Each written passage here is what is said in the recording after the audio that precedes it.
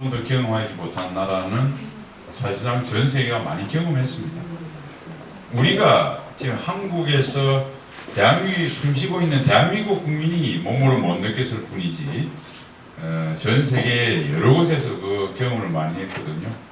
뭐 설명하지 않더라도 그 결과가 어땠는지 구소련에서 일어난 일, 남미에서 일어난 일, 중국에서 일어난 일, 공산화되고 난 뒤 베트남 국민들이 겪었던 일, 바로 그게 문재인이가 말하는 우리는 한 번도 경험해보지 못해서나 인류는 충분히 경험한 그런 나라라고 안보 상황에 대해서 말씀을 하셨는데 대한민국 안보의 주축은 잘 아시다시피 하나는 한미동맹이라는 게 있고요. 또 하나는 우리 자체적으로 우리나라를 지키는 역량인데 둘 다 파괴됐죠. 한미동맹은 아직 겉모양은 그대로 남아 있습니다만은 가장 중요한 안에 있는 것들이 다 썩었습니다. 왜 그렇게 판단하냐면 동맹이 가장 중요한 건 신뢰입니다. 그 신뢰가 무너졌거든요. 사실은 신뢰가 없는 동맹이나 조약은 종이 쪽지에 불과하다는 걸 잘 아실 겁니다. 그러니까 이혼 도장에 도장 안 찍고 각방 쓰고 서로 어르렁거리고 할 수 없이 우리 자식 장가 보내고 시집 보낼 때 결혼식 참가하기 위해서 할 수 없이 모양만 유지하고 있는 형태. 사실은 그것보다는 결혼식은 안 했지만은 그냥 번거로워서 사실혼 관계를 유지하면서 서로 아끼고 사랑하는 것이 진짜 부부 아닐까요? 그래서 신뢰가 제일 중요한 겁니다. 두 번째, 우리 국방부에서는 잘 아시다시피 9.19 그러니까 처음에 문재인이가 아주 조직적이에요. 이 사람들 개개인 사건은 굉장히 낱개로 보이지만은 그것을 쭉 보면 하나의 스토리가 있습니다. 정권 출범하자마자 공감병 각질 사건, 기무사, 사이버사 댓글 사건 등으로 일단 군을 망신주고 겁을 줬죠. 그러니까 일단 겁을 먹고 목을 쫙 움츠립니다. 그 다음에 군 수뇌부 인사를 충분히 겁을 먹을 만하고 비겁하고 능력이 없는 자들만 골라 임명을 하죠. 사실 관료로서 용기는, 그러니까 상명하복이 되어 있는 관료사회에서 용기는 무작정 발휘되는 게 아니라 1단계 지혜라고 하는, 지식이라고 하는 프림을 통과해야 됩니다. 즉 이렇게 하는 것이 얼마나 큰 문제가 있느냐는 문제인식이 있어야 되고요. 그 문제인식은 아까 최강 장관님 말씀하신 지식 중요하죠. 근데 지식이 깊어져서 독서가 사색이라고 하는 프림을 통과해서 지혜의 영역이 도달했을 때 진짜 문제를 깨닫습니다. 우리가 알아야 면장한다는 이야기 있잖아요. 저는 그 면장은 시골 면장이 아니라 면할멸자 죽음 장례식 장자로 가끔 씁니다. 알아야 면장한다. 진짜 시골 면장은 지식이라면 알아야 면장, 장례를 면하는 지혜를 말한다고 저는 생각합니다. 지식만 잡다이 많고 지혜에 이르지 못하는 지식을 가진 사람들은 가끔 자기는 살려고 참호를 파는 줄 알고 참호를 열심히 파는데 알고 보면 무덤을 파고 있는 것이거든요. 그래서 지식이 지혜로 발전하는 그걸 가진 사람은 그 다음 단계에서 고민을 하게 되는 게 2차 용기의 프리즘입니다. 내가 좀 참고 이 곁을 유지하고 좀 참을까? 아니야, 이건 안 되겠어. 그런데 문재인이가 임명한 군 수뇌부는 지혜는커녕 지식도 없는 자들입니다. 그러니까 용기를 낼 것인가 말 것인가라고 하는 의사결정을 원초적으로 할 필요가 없는 상태죠. 뭔지 모르니까. 내가 무엇을 하는지 모르니까.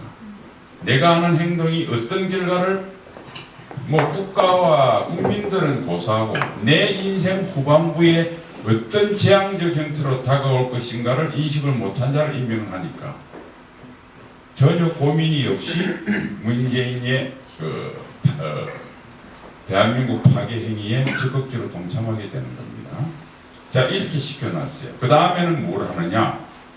이젠 군수내부를 앞세워서 손 안 대고 코 푸는 거죠. 노무현 때는 똑똑한 사람 시켜놨더니 저항하니까 안 됐는데 이걸 시켜놓으니까 청와대는 가만히 앉아있어도 그건 수뇌부가 나서서 우선 정신 상태를 다 없애버립니다. 그게 주적 개념이 없어지고 정신교육을 안 시키고 지금 며칠 전에 제 친구가 이렇게 약간 사업을 하고 있는 친구라 굉장히 몸을 사리는 친구인데 이 친구가 놀래서 왔는데 조카가 군에 갔다 왔는데 주적이 지금은 일본이라고 교육을 시키고 있답니다. 북한은 우리 편이라고 생각하고 이렇게 교육을 한답니다. 이게 현실입니다. 정신이 완전히 무너졌죠. 정신이 무너져서 이게 나름대로 순항을 하자 다음은 육체, 실질적인 객관적인 소위 전투력을 허물기 시작합니다. 그게 뭐냐면 두 가지의 큰 게 있는데요. 작년 2018년 7월이니까 벌써 재작년이 됐네요.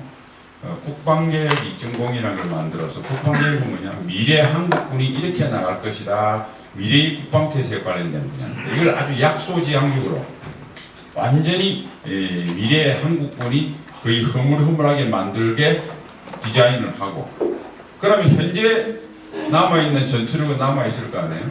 그것은 바로 두 달 후에 9.19 군사합의를 통해서 완전히 무장해질 것입니다. 한국군은 현재도 미래도 아무짝에도 필요 없는 군대로 만들었다. 요게 저는 이 순서도 아주 이게 계획적이라고 보는 것이 사람은 미래보다는 현재에 더 관심이 많습니다. 현재부터 허물어 놓으면 혹시 있을지 모르는 반발 때문에 비교적 관심이 들어 미래부터 허물어 놓습니다. 만일 그렇지 않다고 그러면 9.19 군사합의에 북한한테 문재인이가 양보 이렇게 할 것인 7월 주면은 벌써 정해졌을 텐데 정상적인 것 같으면 9.19 군사합의가 지정 타결되는 걸 보고 이런 상태에서라도 우리가 현재 군사태세를 많이 양보했기 때문에 미래는 이렇게 보완해야 되겠다. 뒤로 놓는 게 순서 아니겠어요? 국민들 관심 없을 때 한국은 줄이고 대신 첨단 전력을 많이 갖다 놓으면 되지 않겠느냐고 해놓고 9.19 군사합의에서 미래 첨단 전력은커녕 현재 있는 첨단 전력도 손발을 묶어버렸습니다. 무장해제된 거죠. 지금 병사들 복무 기간이 평균 20개월 됩니다. 내년 올 연말쯤 되면 18개월이 돼요. 그럼 지금 한국에 있는 진짜 무슨 문제가 생겼을 때 최전선에서 총을 쏘고 적을 막아내서 우리를 보호해야 할 병사들은 100% 문재인 정권이 출범하고 난 뒤에 병사죠. 소대장의 보직은 장기 복무자는 1년, 단기 복무를 하는 ROTC 같은 경우는 2년을 합니다. 소대장도 100% 문재인 정권 이후에 나온 애들입니다. 그러니까 지금 군수내부도 엉망이지만 군수내부가 이수신 장군 같다 하더라도 아무리 좋은 작전 명령과 작전 계획을 내려도 그것을 수행할 전투력이 전혀 안 됐습니다. 이수신 장군이 1591년 초에 전라자수령이 돼서 거의 1년 2개월 동안 전라자수령의 병졸들을 아주 쥐잡듯이 잡아서 임난을 맞아서 용감하게 싸울 수 있었던 겁니다. 만일 임진왜란이 1592년 4월이 아니라 1591년 4월이 있었으면 천하의 이순신도 맥도 못 쓰고 일본 수군한테 당했을 겁니다. 바로 그런 겁니다. 이런 상태가 한국의 모습이다.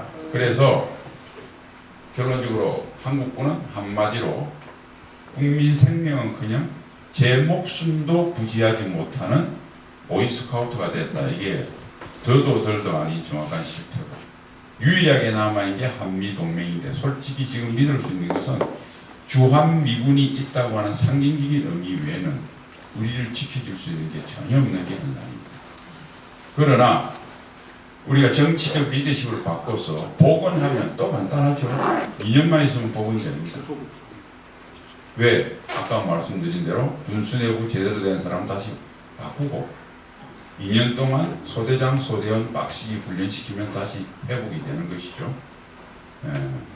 그러니까 우리가 국민이 해야 될 일은 정치적 환경을 바꿔주는 것 외에는 달리 방법이 없다. 아마 이거로 답을 없습니다. 사업을 하면서 먹고 사는 문제뿐만 아니라 요즘에 죽고 사는 문제까지 스트레스 받아야 되는데 미사일 모니터션 날아다니고 저는 그래도 군대를 2년 육군병장 만기제 됐거든요. 요즘 군대가 내무실에서 전부 다 스마트폰을 가지고 놀고 있고 한데 이 당나라 부대가 되는 게 아닌가. 이 불안해서 잠이나 제대로 잘까 바쁘고 이게 당나라 군대가 그 이야기 들으면 열받죠.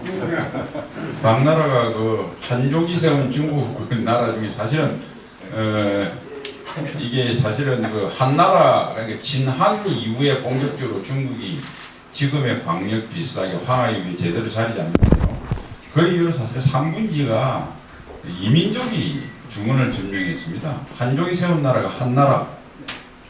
그 다음 나라가 사실 당나라도 어떻게 보면 이게 북이 선비족의 나라이기 때문에 막 그렇다고 한족으로 치면 당나라. 그 다음에 명나라 외에는 좀 더 이민족이 했거든요. 당나라 군대 막강했어요. 그리고 중국 장안은 수도 장안은 세계 최고의 도시였습니다. 그러니까 당나라 군대 열받으니까 제가 요새 가끔 무슨 일을 하면 개 같은 뭐라고 욕하잖아요. 개가 들으면 열받아요. 개가 얼마나 충동스러워요. 개만도 못한 X 이게 정확한 단위고 개 같은은 분 정도 됩니다. 조금 이 성적으로 개가 조금 앞뒤 분별이 없어서 그렇지 나머지 개가 얼마나 저도 개 키우는데 개가 얼마나 충실한데요. 99%의 인간은 개보다 못합니다. 예, 제가 여기 좀 사회를 보면서 이렇게 장모님께 여쭤볼 건데 참여해 주시면 될 것 같거든요. 근데 다 제가 룰을 몇 가지 봐야겠습니다. 마이크 권한 제가 가지고 있고 자기소개나 강의나 대안을 하지 마시고 질문만 해주시면 될 것 같아요. 질문만 갑자기 하겠습니다. 지금 그 좌파 정부가 그 정신 상태도 나쁘고 국군을 갖다가 정말 아까 말한 대로 당나라 군대처럼 그렇게 만들고 있는데 그러나 우리 국군이 그렇게 약하지 않습니다. 맞습니까? 너무 약하다 이렇게는 좀 말씀을 안 해도 되지 않나 싶어요. 왜 그러냐면 지금 북한군이 군대입니까? 예? 제대로 걷지도 못합니다. 포함말도 못 쏴요. 예? 내가 지금 분석하기로는요, 북한이 지금 서울 시내에 포함발 쏠 수 있지 않습니까? 물론 한두 발 날아올지 모르겠지만요, 두 발도 못 쏩니다. 그 다음에 다 없어져요. 알겠습니다. 너무 그 북한이 말이죠, 어떤 위협에 대해서 강조를 하다 보니까 사람들한테 그런 그 공포심을 심어주는 것은 결코 좋지 않습니다. 그 좌파들이 이 공포심을 이용하는 거예요. 알겠습니까? 예, 북한 한 발짝도 못 옵니다. 네. 아시겠어요? 그래서 정확하게 군사력을 아시고, 예, 물론 우리가 요즘 젊은이들이 좀 전 상태가 나쁘긴 하지만은, 그러나 우리 전투태세는 막강합니다. 아시겠어요? 네. 그러니까 그런 점도 좀 이야기 주시면 좋겠습니다.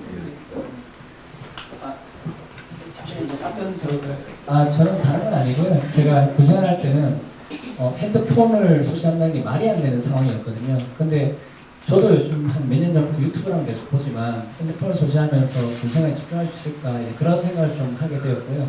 저희 군대에 있을 때는 어떤 신용카드나 이런 게 전혀 안 되고 현금밖에 월급이 2만 얼마였는데 요즘에 월급도 많이 받고 체크카드 되고 유튜브까지 된다고 하고 하니까 좀 군생활에 집중하기 힘들지 않을까 그런 말이었고요. 이제 군대라는 게 사실 사기가 중요하지 않습니까? 사기가 중요한데 그 어떤 전투력에 집중해야 될 그 짧은 어떻게 보면 2년간의 시간이 저희가 나와서도 어떤 그 힘들었던 때를 생각하면서 사회생활을 하는 건데 지금 많이 좀 정신 상태가 말살되고 있는 게 아닌가 그런 좀 우려심에 여쭤본 거고요. 그 다음에 하나 더 여쭤보고 싶은 게 이 추적이 삭제되었고 일본이 추적선 된다고 하는데 이 부분에 대해서 좀 어떻게 저희가 해야 될까? 제가 2012년도에 국방부 정책기획관이라고 정책국장을 할 때 우리 장관님은 뭐 잘 아시겠지만 그때 연말에 이명박 정부 마지막 때죠. 우리 국방부 정책국이 정책과제를 잘 됐다고 해서 1,000만 원 포상을 받은 적이 있어요. 제가 왜 받았냐면 그때 뭘 냈냐면 기억하실지 모르겠습니다. 2011년 말에 내년도 과제 중에서 국방과제뿐만 아니라 국방에 연관된 교과서 문제를 제기했어요. 그러니까 처음에 이명박 정부가 관심이 없더라고요. 그래서 이주호 장관을 교육부 장관을 만나서 제가 한번 이야기를 하고 교육문화수석도 만나고 여러 가지를 해서 이겨냈습니다. 왜 처음에 그분들이 처음에 나왔던 질문이 왜 국방부에서 교과서 문제를 드러내느냐. 이게 국방부에 굉장히 큰 영향을 끼친다. 왜냐하면 우리는 제대로 교육을 받은 일반 시민을 가지고 전투원으로 만드는 데 집중해야 되거든요. 근데 군대에서 역사교육부터 하나하나 다시 세우고 있어요. 교육을 시키고 있어요. 그러니까 가뜩이나 짧은 기간 동안 전투원을 만드는 시간도 부족한데 정신머리부터 다시 교육을 시켜요. 이게 우선 군대는 어떻게 정신 가치가 핵심이 되어야 되냐면 내가 목숨을 거쳐 보호하려고 하는 게 무엇인가가 우선 이해가 돼야 됩니다. 하나뿐인 생명을 버리고 지키려고 그러면 생명 이상과는 고귀한 게 있어야 될 게 아니에요. 그게 가치입니다. 나는 도대체 무엇을 지키는 것인가? 우리가 국가를 지킨다고 단순히 얘기하면 국가는 국가, 국토, 영토, 주권입니다. 영토, 주권, 국민이죠. 자, 이거는 우리가 뭐 배운 대로 잘하고 있는데 사실은 그 내재된 정신적 가치를 지킵니다. 그러니까 다시 말해서 자유민주주의가 시장경제가 뭐라고 하는 정체성에 대한 이해를 해야 돼요. 두 번째, 이러한 것을 지키기 위해서 누가 우리를 위협하는가, 위협의 실체를 알아야 됩니다. 즉 대적관이라는 이름 하에서 공산주의란 무엇인가, 공산주의의 악질적 변형이 북한의 김가 왕조의 성격이 무엇인가, 그 중에서 또 구체적인 상태에서 북한 주민, 북한군, 북계군, 그리고 김정은을 비롯한 지도부, 그 당시는 김정일이었죠. 그러니까 그 자체에 대한 식별 능력이 있어야 돼요. 이걸 총괄해서 우리가 위협에, 우리의 지키라는 가치를 위협하는 실체에 대한 이해가 필요한 거예요. 그 다음에 세 번째, 군인정신과 상무정신이 필요합니다. 그렇다 하더라도 자기 생명을 버리고 이가와 싸우기에는 너무나 겁이 나잖아요. 그래서 군인정신이야. 이 3대 덕목의 출발이 앞에 첫 번째, 두 번째는 사회에서 교육이 돼야 되는 거예요. 그렇지 않습니까? 근데 엉뚱하게 교육받고 있어요. 그러니까 우리 군인이 무슨 역사학자도 아니고 철학자도 아닌데 이 부하들을, 아이들을 갖다 놓고 이것을 교육시켜야 돼요. 선생들이 아무 짓도 안 합니다. 두 번째는 군인 정신을 기르려고 하면 집단 정신과 협조라든지 여러 가지 도덕적 덕목이 있는데 이게 가정교육의 엉망진창입니다. 우리는요, 공부만 잘하면 모든 도덕적인 문제에서 완전한 성력, 면탈을 받습니다. 아이 공부 열심히 하는데 딸이 엄마 설거지 도와주면 난리칩니다. 너 그 시간에 공부해. 좋은 대학 갈수록 인격 타판자입니다. 공부만 잘하면요, 어떤 도덕적이고 윤리적이고 개차반으로 놀아도 우리는 면책이 됩니다. 우리가 부러워하는 선진국은 그렇지 않습니다. 공부는 한 인간의, 지적인 능력은 한 인간의 총괄적인 품성과 인품을 만드는 one of them입니다. 먹고 사는 것도 마찬가지예요.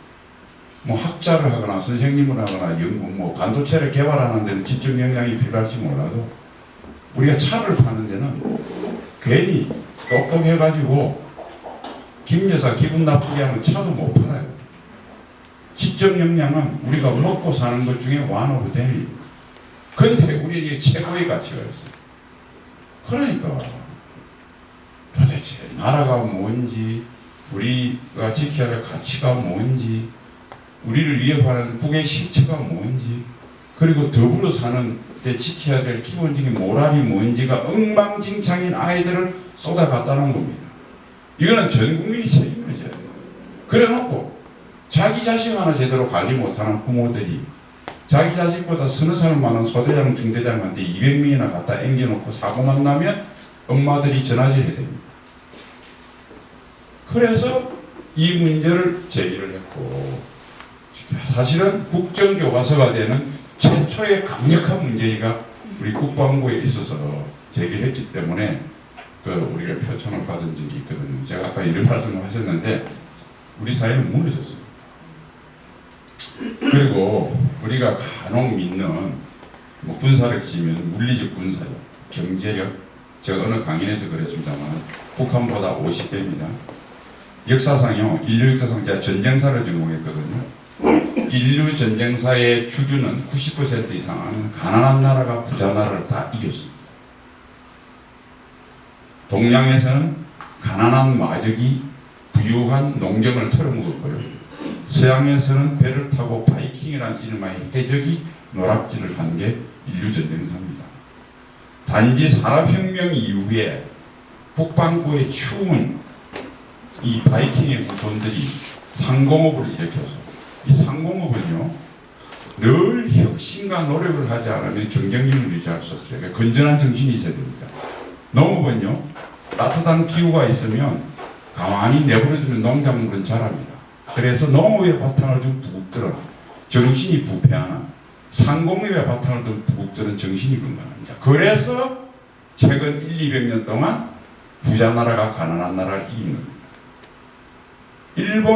미국이 일본을 이긴 것은 일본 못지않은 국민 정신이 있었기 때문에 정신이 비슷하니까 다음은 경제력이 전쟁의 승패를 좌우하는 것이죠.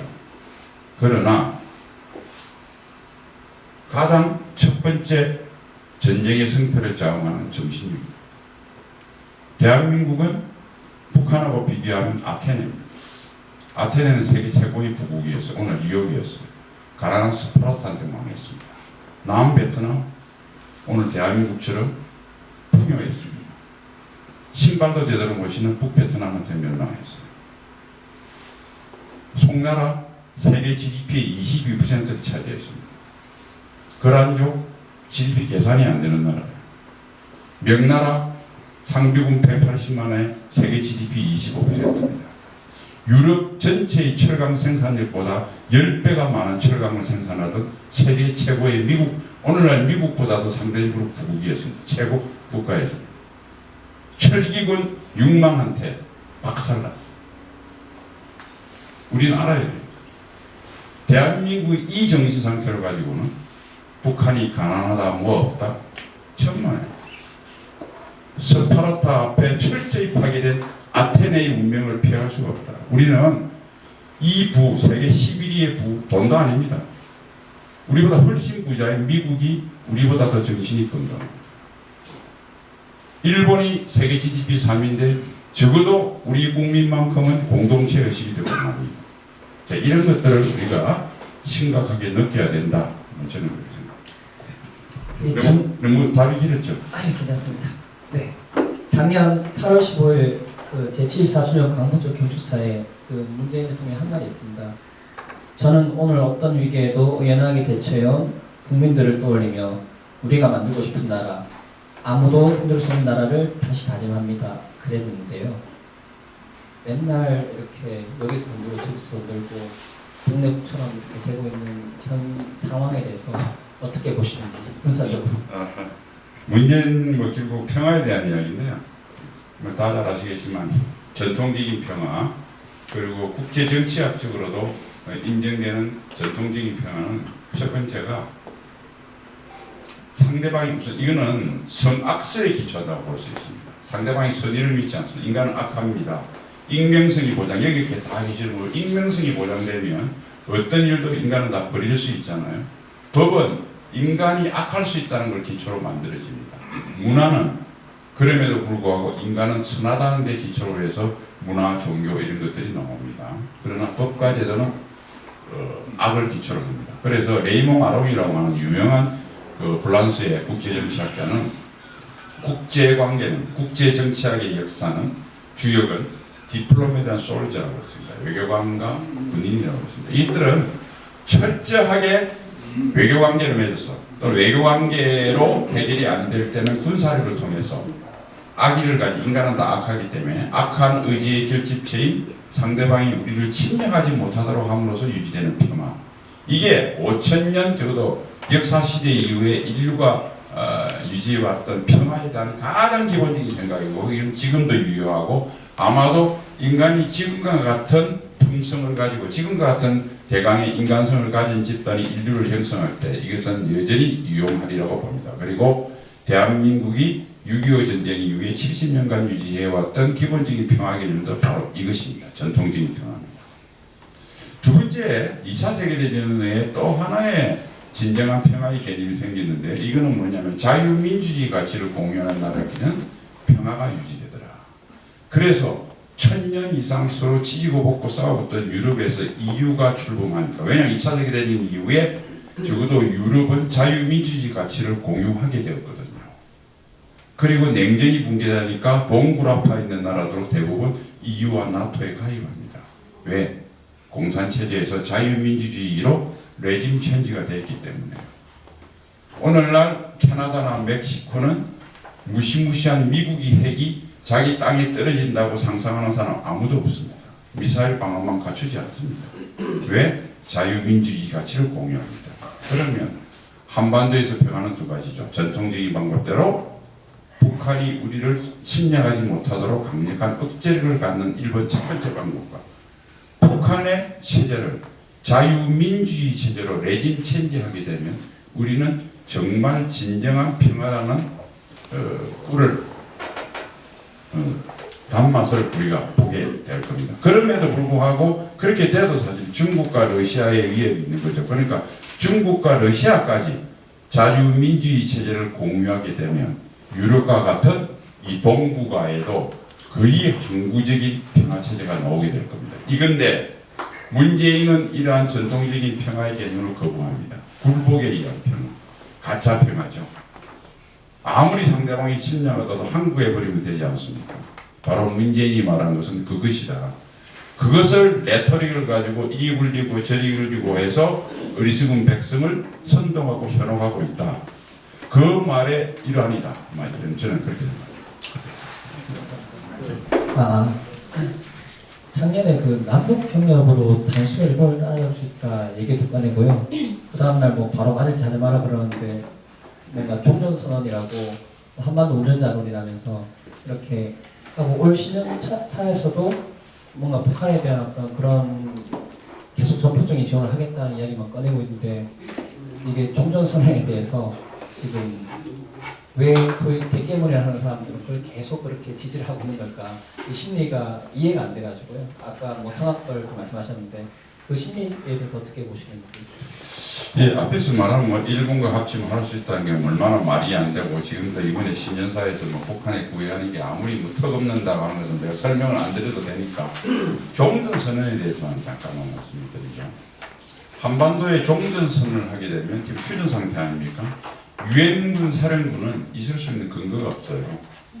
한미연합사는 어떻게 해서 뭐 한미 관계가 좋고 하면 있을 수가 있죠. 그럼 이제 지금까지 유엔 안보리 결의 84호에 의해서 한국의 유엔군이 만들어지고 그 다음에 공산군 침략을 막아내고 지금까지 평화를 유지고 있는 가장 세계에서 공신력 있는 확실한 유엔이라는 플랫폼이 대한민국에서 사라지게 됩니다.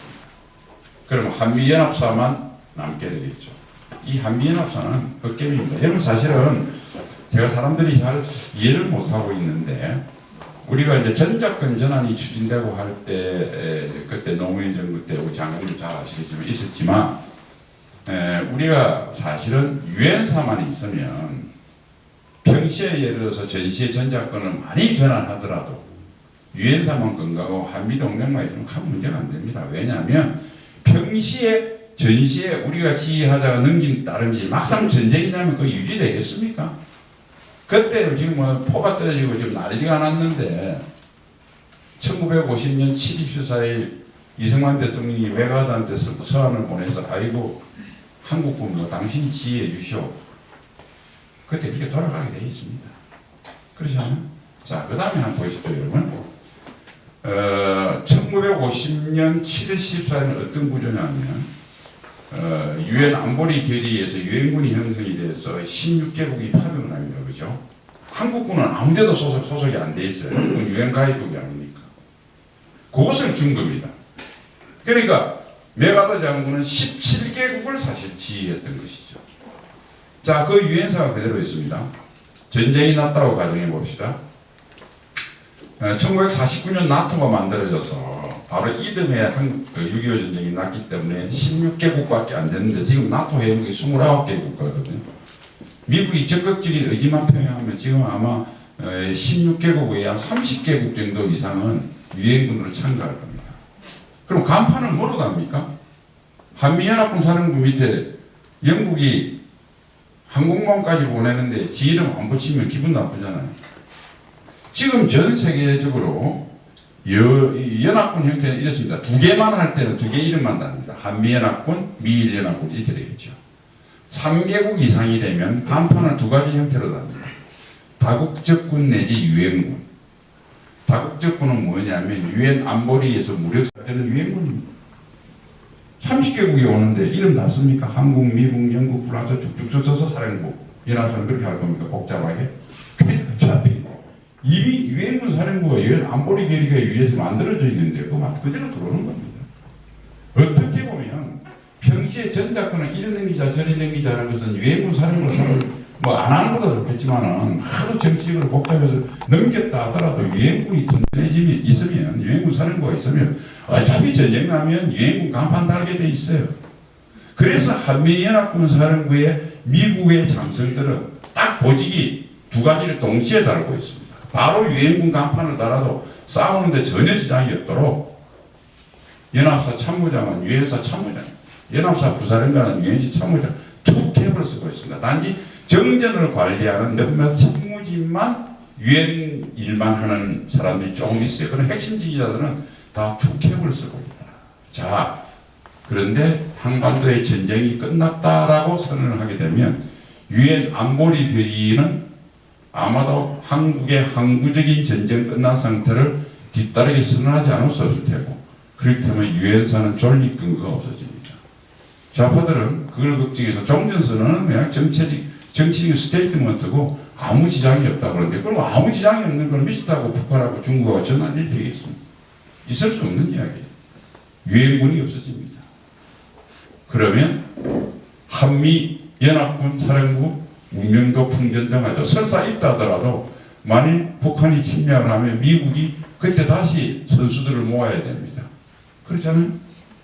그래서 종전선언 자체가 유엔군 사령부를 확실히 없앨 수 있는 결정타기 때문에 저렇게 매달리고 있는 겁니다. 자, 그 다음에 이제 종전선언에 대해서 기왕 놓은 김에 조금만 더 말씀드리면, 이게 화두에, 그러니까 원래는 9.19 육자에 대한 체제에서 북한이 완전한 비핵화를 하게 되면 종전선언은 없고 그냥 평화협정으로 가는 겁니다. 종전선언은 정치적 행위고요. 그게 법적 뒷받침은 평화협정이라는 걸 맺어야 됩니다. 그런데 노무현 정부에서 좌파들이 머리를 굴려서 평화협정으로 가기 전에 종전선언만 우선하자 이걸 떼놓은 겁니다. 이걸 2007년 하노이 에이펙에서 최초의 제기를 해요. 그런데 처음에 부시 대통령은 아들 부시, 조지 W 부시는 이게 무슨 뜻인지 모르고 실제로 나와서 그렇게 이야기했어요. 아니 이 평화협정이 되고 북한이 비핵화가 되면 평화협정이 되는데 종전선언을 꼭 할 이유는 뭐냐? 노무현이 집요하게 이야기다. 2006년도에. 2007년에 시드니 에이펙에서도 또 주장합니다.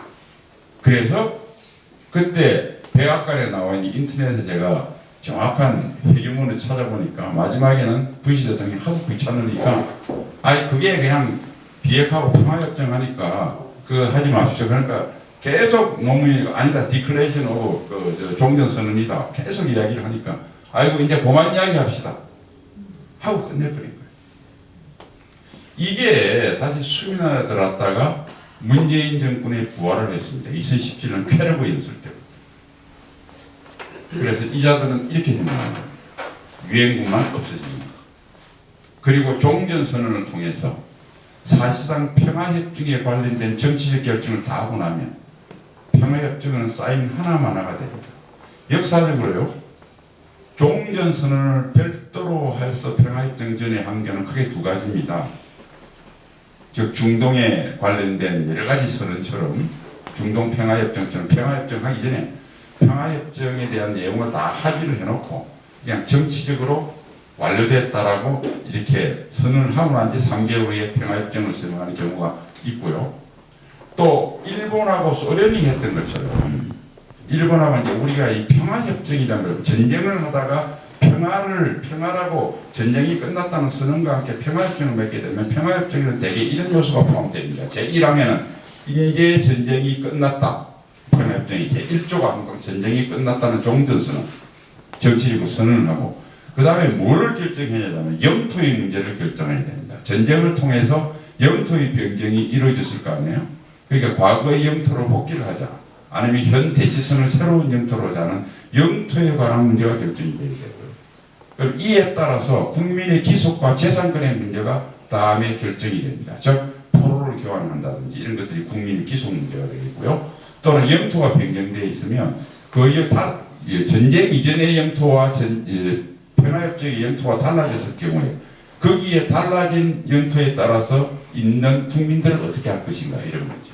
세 번째가 재산권. 즉 과거에는 배상금을 물렸는데 2차 세계대전 이후에는 배상금을 물리지 않는 분위기입니다. 그러니까 구상권 청구를 어떻게 할 것인지. 대개 2차 세계대전 이후의 평화협정들은 구상권은 없던 거로 퉁칩니다.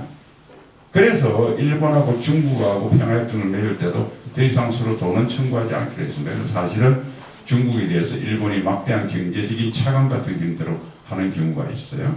이렇게 돼 있고요. 그 다음에 이제 평화협정까지는 못하고 종전선언이 사실은 평화협정 역할을 90% 충족한 게 대표적인 사례가 일본하고 소련의 종전선언입니다. 모스크바에서 했는데요. 왜 결정이 안 되냐면 다른 건 다 됐습니다.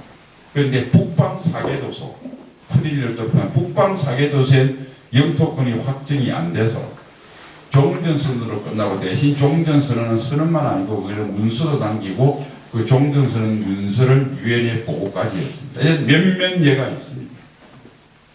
이 몇몇 예를 좌익 누군가 잔머리를 굴려서 치고 들어가서 종전선언을 사실상 평화협정으로 하고 평화협정은 요식행위로 남겨놔서 해도 좋고 안 해도 좋고 왜 평화협정 자체가 어렵고 종전선언을 대체할 수밖에 또 없냐 그러면 미국의 트리티, 평화협정을 맺으려고 그러면 미 상원의 3분지를 받아야 됩니다.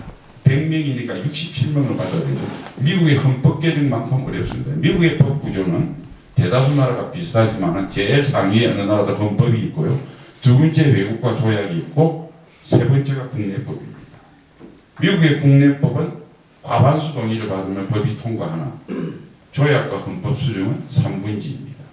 그러니까 평화협정 자체를 미국이 정파를 막론하고 평화협정 하는 건 당연히 하면 어떻게 돼야 되겠어요? 정말 북한이 더 이상 한미동맹의 위협이 되지 않아야 되고 미국의 보편적 가치에 부합되도록 북한의 내진 체제가 되지 않고는 3분지 동의받기 굉장히 어렵죠.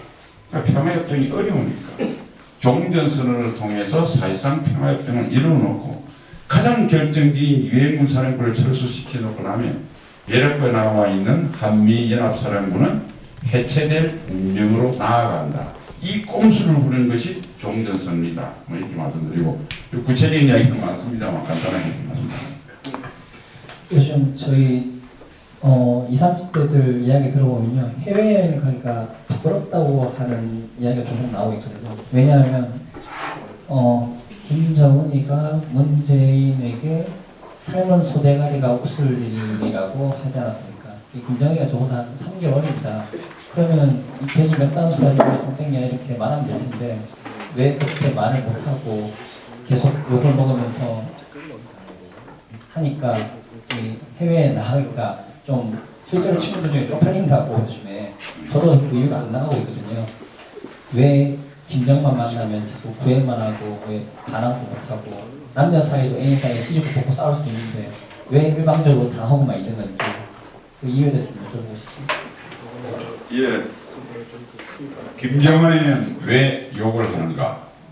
문재인은 왜 욕먹고 가만히 있는가? 두 가지로 나누면서 김정은이는 왜 욕을 할까요? 첫 번째는 문재인은 잡아놓은 물고기다.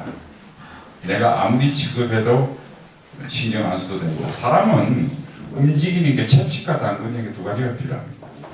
아무리 내가 강력한 힘을 가지고 있어도 내 카드가 늘 하나뿐이라고 하면 상대방은 움직이지 않습니다. 지금 북한과 중국 간의 관계가 그렇습니다.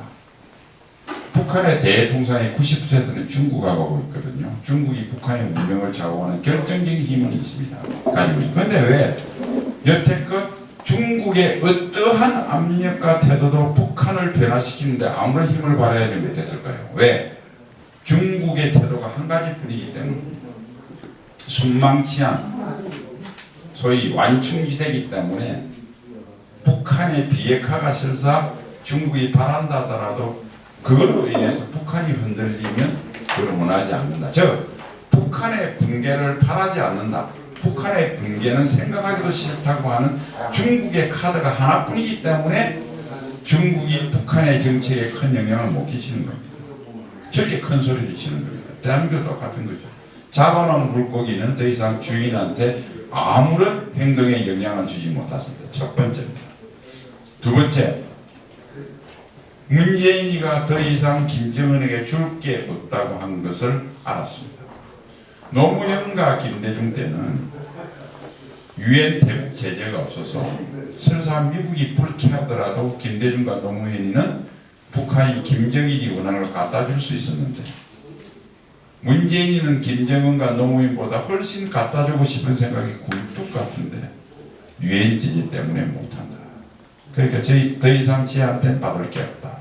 2018년도에 물질적인 건 줄 수 없지만 한미동맹을 허무는 것은, 그리고 한국의 국방을 허무는 것은 문재인이 할 수 있었습니다. 2018년도에 문재인이가 줄 거 다 줬습니다. 이제는 잡아놓은 물고기에 니한테 받을 거 다 받았기 때문에 너하고는 더 이상 이야기할 필요가 없다는 게 첫 번째 현실적인 이유고요. 두 번째는 감정적인 미움. 문재인이 말한 뻥에 쏘가가지고 2019년도 올해 신년사 안 했죠. 2019년도 신년사 읽어보십시오. 김정은이가 신년사를 2011년도 김정일이가 골로 갔으니까 2012년도는 경황이 없어서 신년사 안 했습니다. 2013년부터 했거든요. 일곱 번째가 작년 2019년 신년사입니다. 가장 자신감 넘치고 희망적이고 정말 온갖 엑스폼 다 잡았습니다. 김정은도 놀랐을 거예요. 자기 할아버지 아버지도 못했는데 2018년도에 당당히 미국 대통령을 불러 만났고 미국 대통령이 안내하고 이런 대접을 받고, 그 다음부터 시진핑이가 자기를 그냥 만나주지도 않는 시진핑이 5번이나 만나고요. 세계에서 화려하게 복귀를 했고, 이게 취해서 북한 주민한테 이제 대박 났다, 고생 끝났다, 수십 년 동안 핵을 개발했는데 이제 돈이 주체할 수 없도록 쏟아져 들어온다, 고생 끝났다, 행복 시작 떠들었거든요.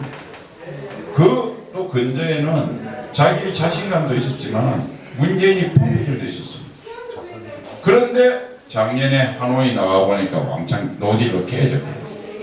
근데 실제로 이런 것도 있습니다. 문재인이 뻥도 친 거 있지만 자기가 주민들한테 하노이 가기 전에 선전하고 이례적으로 난리 났잖아요. 빈손으로 돌아왔어요. 블레임이라고 해요. 블레임. 누구한테 핑계를 대야 될 거 아니에요. 왜냐면 내가 멍청하게 쏘아가지고 내가 상황을 너무 낚아주고 오판에서 했다고 이야기는 못하잖아요. 이건 전부 다 문재인 놈이 거짓을 해가지고 내가 이런 실수를 하게 됐다. 내가 그놈 말을 믿은 게 정말 실수긴 해도 정말 내가 참 그 실수라면 아주 작은 실수고 나한테 거짓말을 하고 이런 문재인은 나쁜 놈이다. 그러니까 이거 그래. 현실적으로 받아낼 게 없는 차고는 물고기고, 두 번째는 괘씸한 데다가 누군가 자기의 전략적 판단 밀서를 더 씌울 스케이프고 속죄양이 필요해서 이 두 가지 이유 때문에 저 욕을 해야 그러면 문재인이는 이렇게 욕을 얻어 잡수시는데 왜 가만히 계실까요? 그거는 아주 간단한 겁니다. 자기가 해놓은 것 중에서, 정책 중에서 성공한 게 있나요? 이번에 나올 때 거짓말을 헛소리 하는데 그런 결과가 나오거든요. 자, 여러분 보시죠. 문재인이가 안보 문제를 제외하고 나머지 경제 문제를 비롯한 여러 가지 문제는 제가 가끔 그런 이야기를 해요. 왜 국민이 안보 불감증인가? 대한민국 국민만 그런가? 아닙니다. 전 세계 모든 국민들은, 일반 국민들은 안보 불감증이에요. 첫 번째 원인, 안보의 정책에 관한 결과는 전쟁이 나봐야 성공과 실패를 알 수 있습니다. 경제는요, 실생활을 왜 바로 느껴요? 소득주도 성장 잘못했다? 가장 소득 수준이 낮은 사람부터 그 결과가 배달됩니다. 그렇잖아요. 점점 확대되고 있어요. 지금 자영업자하고 중소기업 박살나고 있죠. 중견기업 박살날 차례죠. 올림말 준다면 대기업도 영향을 받을 겁니다. 배달돼요. 그런데 안보는 제일 마지막에 배달됩니다. 그 다음에 안보 분야가 아닌 데는 그 시장의 참여자가 다수예요. 경제는 기업, 개인, 정부, 교육, 교사, 학생, 뭐 교육당국, 하다못해 학교에 교부제 납품한 아저씨까지 시장 참여자가 많아요. 안보는요, 군인, 외교관을 비롯한 전문 관료의 독점적 시장이죠. 국회도요, 안보 문제에 대해서는 예산 문제를 제외하고는 구체적인 정책에는 국회도 열애되어 있습니다.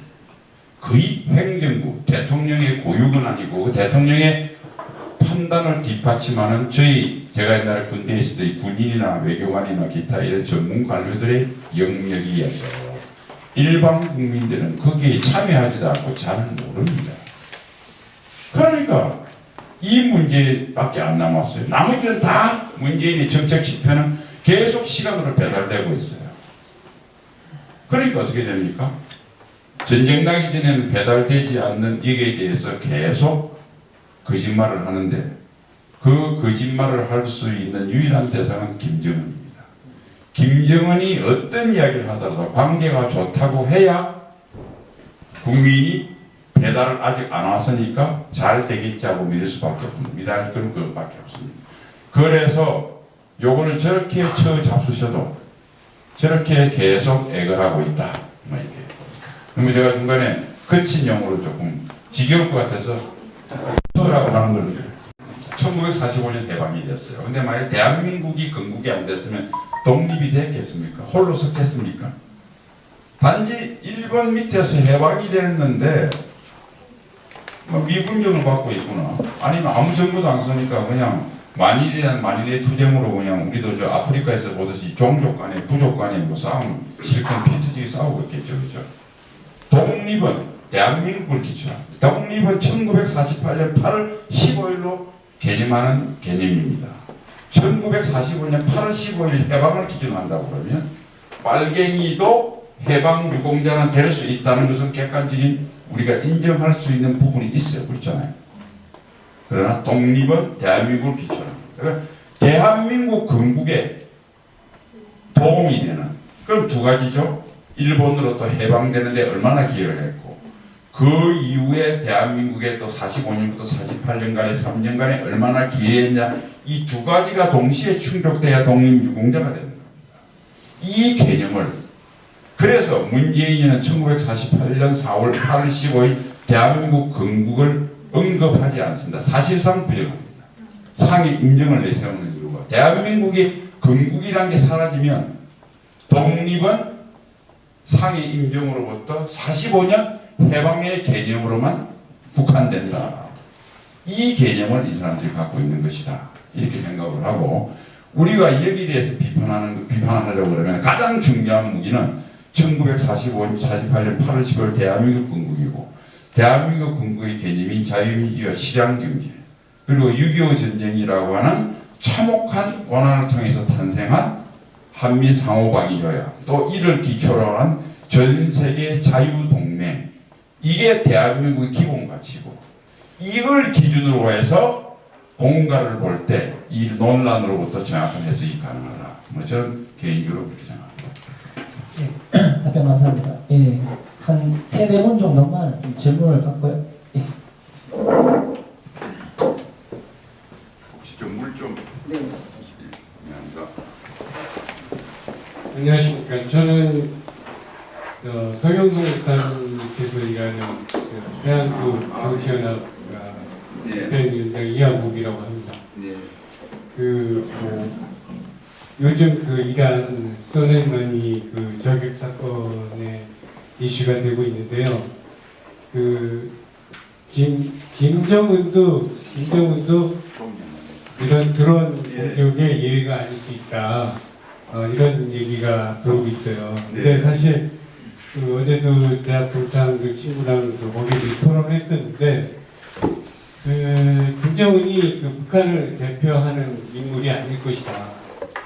만약에 저격을 해도 효과가 없는 것이 다른 사람이 정권을 다시 획득해서 정권을 유지할 거다. 별 효과가 없다. 이런 얘기로 저희가 결론을 내렸는데 장관님 생각은 어떠십니까?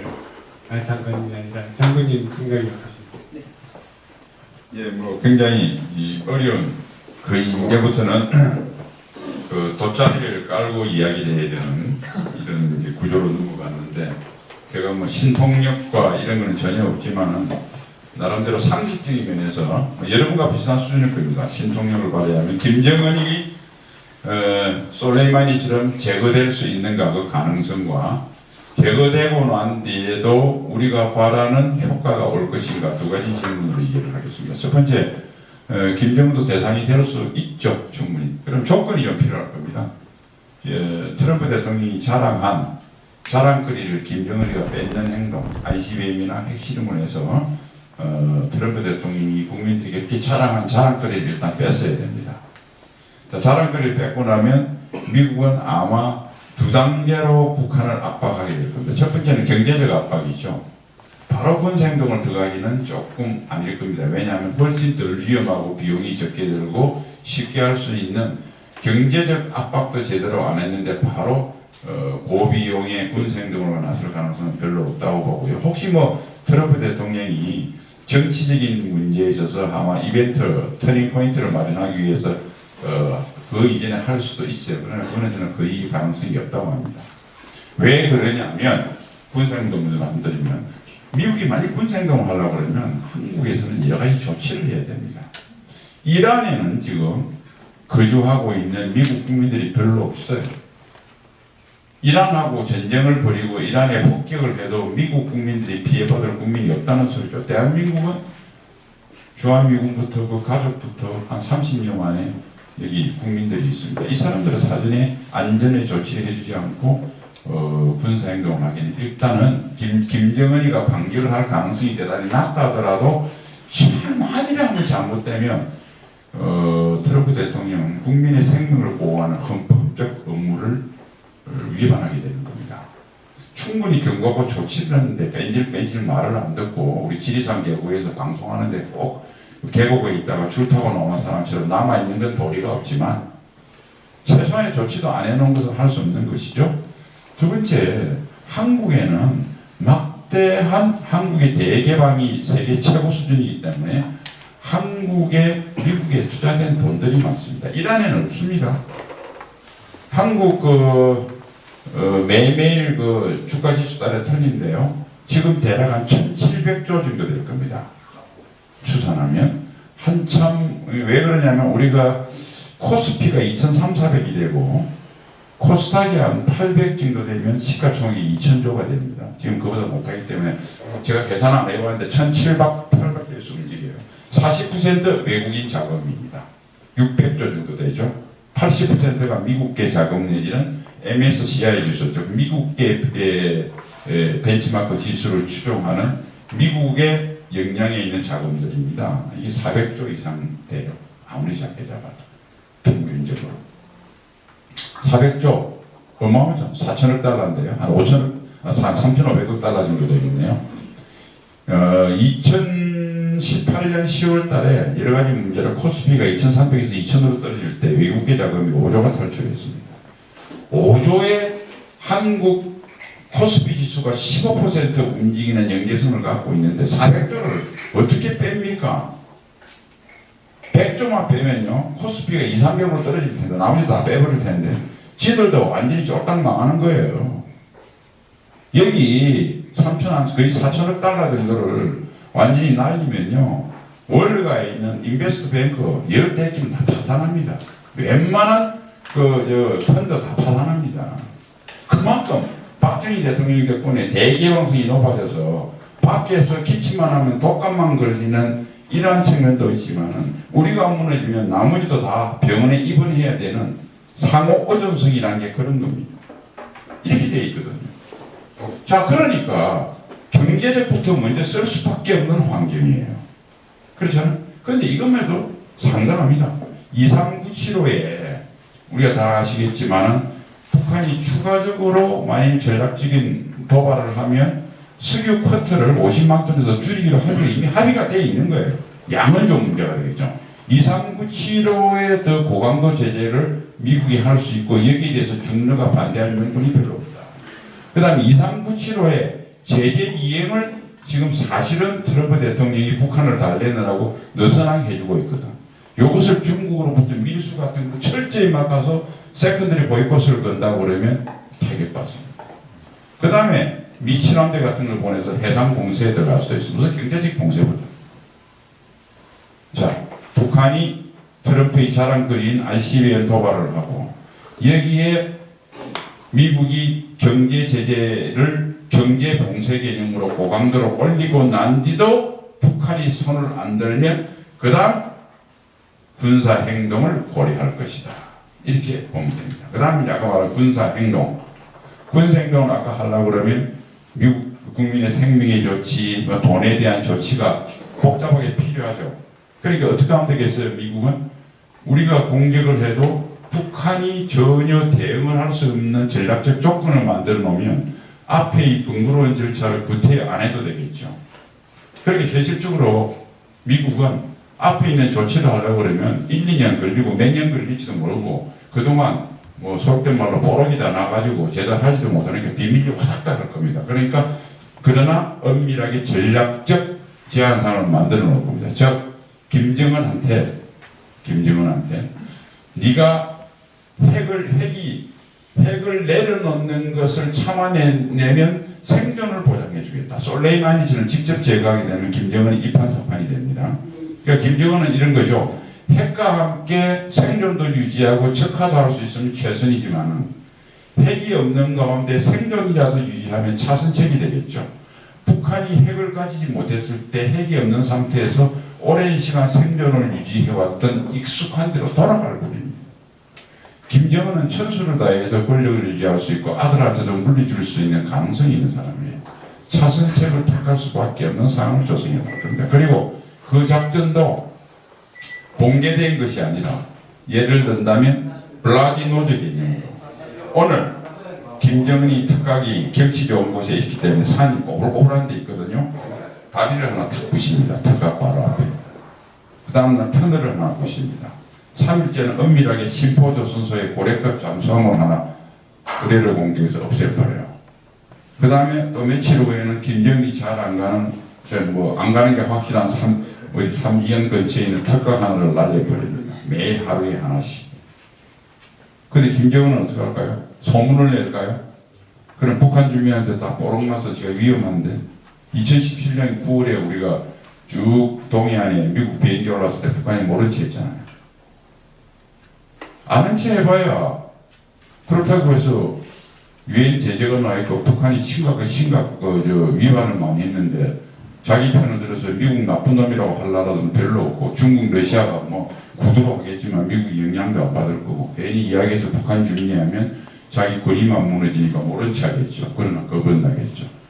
자기 목줄을 당해서 탁착착 다가오는 거예요.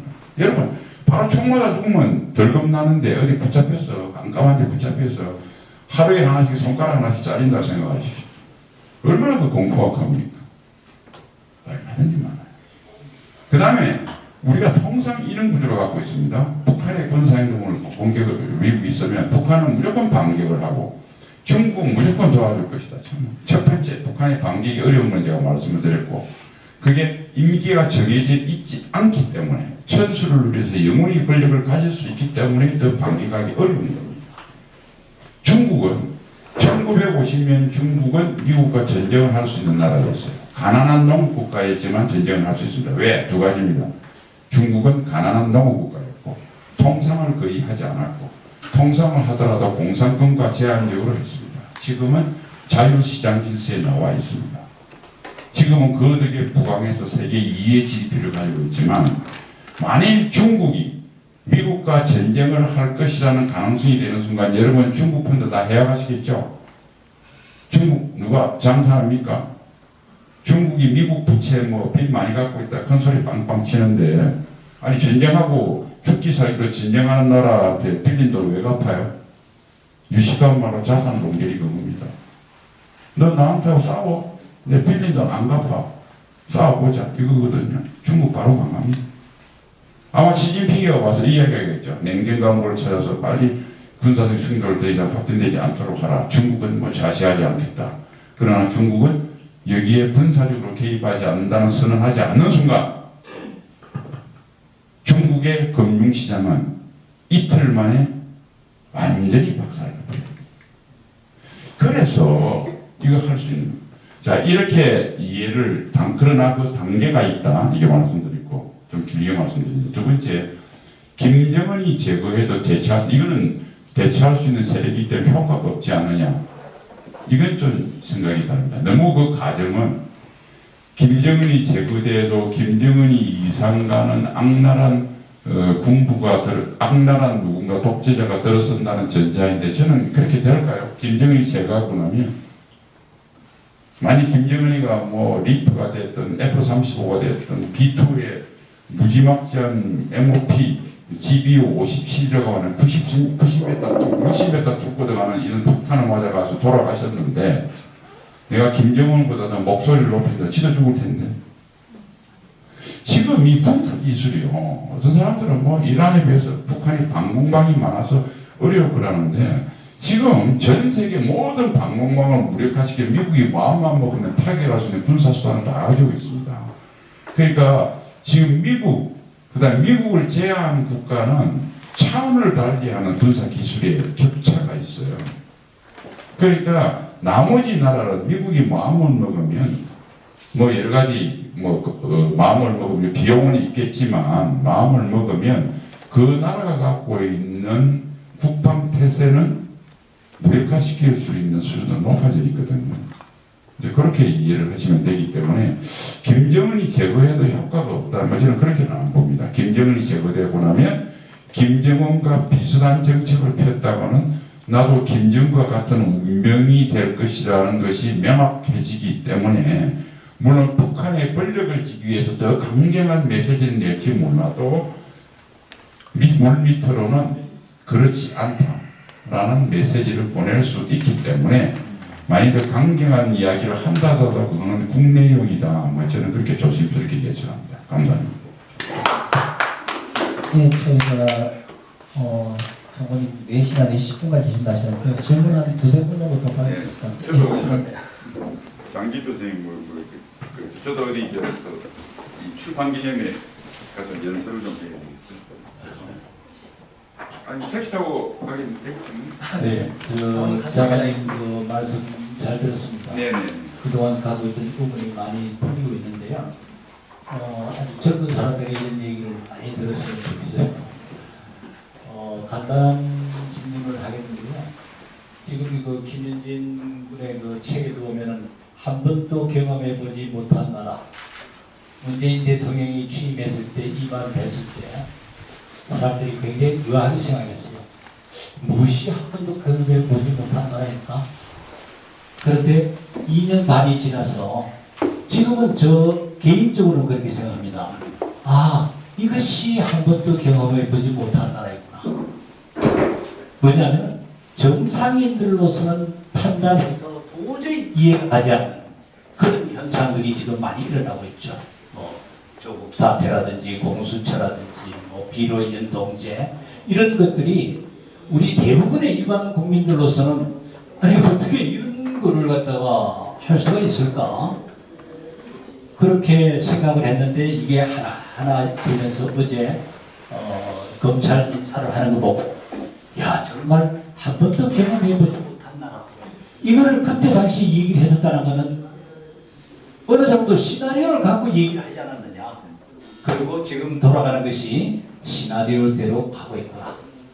그리고 또 이걸 뒤집어서 생각해 보면 문재인 대통령이 취임하기 전에 일어났던 사건들 5.18이라든지 세월호라든지 천안함이라든지 이런 사건들도 우리는 도저히 이해할 수 없어요. 그런데 그것이 지금 생각해 보니까 이것은 대남 적화 전략에서 오랫동안 하나하나 시나리오대로 착착 진행이 되고 있는 거구나. 그리고 지금 이 시점까지 왔느냐 이렇게 생각합니다. 그런데 많은 국민들이 이 사실을 지금도 몰라요. 왜? 유튜브 방송을 보지 않는 국민들이 제가 보기에는 굉장히 많습니다. 그 며칠 전에 진중권 씨가 얘기하는데 보니까 자기는 신의 한 수는 보지 않는다 그러더라고요. 왜 그러냐고 그랬더니 이거 거짓말 하는데 내가 왜 그걸 봐요? 유시민 씨하고 같이 대화를 하면서 그러더라고요. 그런데 저는 이 유튜브가 굉장히 우리 자유우파 국민들한테는 굉장히 큰 역할을 하고 있습니다. 왜? 지금 우리가 그 방송 해봐야 지금 뭐 KBS, MBC 보는 사람이 누가 있습니까? 그 사람들이 방송하는 거 들어보면 멘트가 기껏 해봐야 30초, 1분 그거밖에 없습니다. 근데 유튜브에 들어가면은 30분, 1시간 동안 그 사람들이 올려주는 모든 증거와 모든 정의들을 갖고 얘기를 하지 않습니까? 그래서 지금 저는 한 가지만 질문을 하겠습니다. 그 유튜브 방송을 저는 보면서 5.18이라는 것이 우리가 생각하지 못했던 것들이 분명히 뒤에 비밀이 있구나 하는 걸 저는 지금 확신을 해나가고 있는 단계인데요. 그런데 5.18 문제만 나오면은 좌파들 쪽에서는 굉장히 반감을 합니다. 아니 5.18 문제를 왜 이렇게 꺼내? 당신 빨갱이야. 아니 빨갱이가 아니라 친일파라 그러죠. 그러면서 저쪽에서 하는 얘기가 뭡니까? 앞으로 5.18에 대해서 얘기를 하는 사람은 법을 만들어서 처벌하겠다. 이 정도까지 나오고 있는 것은 5.18에 숨어있는 굉장한 비밀이 나는 있다고 봐요. 그래서 나는 지만원 박사가 만든 그 책이라든지 연설을 내가 많이 들어봤는데 야 이거 정말 합리적이고 과학적이구나. 그런데 좌빨들이 하는 얘기 중에 제가 이해하지 못하는 설명하지 못하는 바가 하나가 있습니다. 그때 당시에 뭐 400명인지 600명의 북한에서 지령을 받고 내려왔다면은 그때 당시에 정권을 잡고 있던 전두환 씨나 아니면 국방부 장관이나 군에 있던 장군들은 뭘 하고 있었느냐? 그걸 한번 설명해봐라. 어떻게 그런 일이 일어날 수가 있느냐? 저도 그 말을 들으면은요, 할 말이 없어요. 그걸 어떻게, 그러니까 뭐 5.18이 진짜다 아니다, 이거는 여기서 거론할 것은 아니고, 과연 그것이 가능한지 안 한지, 혹시 장모님께서 한번 말씀을 해주시면 제가 앞으로 설명을 하는데 많은 도움이 되겠습니다. 5.18 문제는 좀 여기서 시간도 제한되고 여러 가지 그래서 다 말씀 못 드리는데 저는 5.18 문제에 대해서는 이것은 그동안 숱하게 진보 보수 정권을 좌우 정권을 막론으로 조사를 했고요. 뭐 지만원 선배에 대한 그 여러 가지 과학적인 뭐 데이터를 내놨는데 제가 그걸 좀 평가하기는 좀 제한되니 그거는 정확한 사실이 아닐 가능성이 대단히 많고 그건 우리 뭐 장관님이 잘 아실 겁니다. 그거 하나만 그 논쟁을 해서 이게 맞느냐 틀리냐에서 우리끼리 제가 제안하고 싶은 것은 힘을 빼지 맙시다. 첫 번째, 지금 현 상태에서 권력도 없는 가운데 우리가 과학적인 증거를 내놓기는 대단히 어렵습니다. 설사 한두 개 찾아도 저쪽에는 반대글 내놓을 겁니다. 왜냐하면 지금 증거라고 하지 물질적 증거는 없습니다. 개인의 증언을 기초한 것 외에는 지금 나올 수 있는 방도가 없어요. 그러니까 일단 이기기 어렵다. 두 번째, 이기기 어려운 싸움을 해서 우리까지 분란을 일으키면 그거는 적이 던져준 먹이가 될 가능성이 많습니다. 그거 외에도 문재인을 공격할 수 있는 게 얼마나 많고 더구나 우리처럼 우리 나이 드신 분처럼 문재인의 실정에 분노하지 않는 젊은 사람들 한테도 피부로 느낄 수 있는 실정이 얼마나 많은데 이걸 가지고 우리가 힘을 낭비한 건 현명하지 못하다 이렇게 생각하고요. 그 다음에 5.18이 만일 그럼에도 불구하고 우리가 승리로 이끌어낸다. 젊은 사람들한테는 큰 영향을 줄까요? 5.18이 만일 문재인 정권을 단죄하는데 유용한 도구가 되려면 이런 등식이 가능해야 됩니다. 구약성서에 제일 먼저 누가 누구를 낳고 한 것처럼 5.18이 김대중이 낳고 김대중이가 노무현을 낳고 노무현이가 문재인을 낳아야 되는 구약에 그걸 앞으로 가야 되는데 도대체 5.18과 문재인의 실정을 직접 연결고리가 너무 비약이 많아요. 설명이 복잡해요. 그래서 이것은 이렇게 하시죠. 지금 여기서 저는 제 제안입니다. 개인적으로 스톱하고 문재인이 지금 하면 어제 당장 있는 검찰 인사부터 할 게 수들 빽빽한데 그래서 권력 찾아놓고 진짜 몇 번 했지만은 다시 한번 모든 의문을 테이블에 올려서 범국가적으로 다시 조사를 해서 이번에 완샷으로 끝내서 그에 대한 뭐 예를 들어서 유공자 포착 문제의 문의 후속 조치를 다시 한번 정리하는 계기로 삼는 것이 뭐 우리 보수파한테는 현명한 전략이다 생각 그렇게 답을 드리고 싶고요. 기왕 앞에 말씀 나오시니까 북한의 대남 전략 이거 조직기업 끝까지 합니다. 이거 저 우리 장관님께서 권영애 장관님께서 안기부장 들어가시니까 제일 전문가지만 북한은 60대 초반에 3대 혁명력 강화했거든요. 북조선 혁명력 강화 됐다고 보는 겁니다. 해까지 가졌으니까. 남조선 혁명력 강화 거기 보면 여러 가지 요인들이 있어요. 첫 번째 국가보안법을 철폐하라. 국가보안법의 기초화에서 있는 대공 공안기관들을 공안 수사기관을 다 무력화시키라. 세 번째 군대를 무력화시키라. 네 번째 민주정부를 탄생시키라. 용공정부죠. 어떻습니까? 네 가지 다 됐죠. 국가보안법 하나 있는데 사실은 사문화된 거나 다름없습니다. 이제 지금 제가 뛰어나와서 백두칭송위원회처럼 김정은 위대한 지도자 만세 잡아가는 사람이 있습니까? 찬양 공모제 있어요? 없어요. 백두칭송위네 뭐 이렇게 만들어도 이적제 적용 안 됩니다. 없습니다. 남조선 혁명령 강화가 김일성이 한 대로 바로 했습니다. 국제적 혁명령 강화 한미동맹의 파괴입니다. 이것만 신라같이 남아있는 거예요. 이거 더 이상 설명 안 해도 굉장히 오랫동안 조직적으로 해왔습니다. 이게요 우리가 단순한 이야기라고 그러잖아요. 예를 들면 통일 정책 하나까지 우리는 한민족 공동체 통일 방안 여러분 우리 통일 방안이 그런 거 이해하십니까? 제목만 해놓고 뭐 비핵 3천 개방 뭐 해가지고 뭐 저도 잘 기억 못하겠어요. 각 정부마다 새로운 간판을 달았어요. 그러니까 제가 우리나라 차도 보면요 소나타 뭐 이름이 복잡해. 벤츠 맥공 벤츠나 이거 하나만 있습니다. 뭔 놈 우리는 나올 때마다 차 이름을 새로 내나요? 그러니까 이게 무슨 훈다이 차인지 기아 차인지 헷갈립니다. 북한은 고려민주 열방제 한계입니다. 한계. 나는 한 놈만 패야 돼요. 우리가 골프 연습할 때, 테니스 연습할 때, 포핸드 스트로크만 1년 내내 하는 사람이 나이 더 잘 칩니다. 7번 아이언 1년 내내 쳐야 잘 칩니다. 일주일 치고, 드라이브 치고, 이거 치고, 저거 치고, 온갖 것 다 하면 엉망진창 개판 없는데. 이거, 북한이 지금 된 것은 북한의 전략이 우수해서 아니라 한 놈만 계속 패서 몇십 년 팬 거고, 우리는 이놈 패고, 저놈 패고, 온갖 화려한 기술을 선보이다가 개판 오분전됐다. 그렇게 이야기 드리고요. 유튜브 역할. 젊은 사람들도 나름대로 뭐 보수 유튜브 보는 사람이 작기는 한데 그 나름대로 보고 있습니다. 유튜브 우리 유튜브를 안 본다가 애석해하지 마시고 유튜브의 시장은 굉장합니다.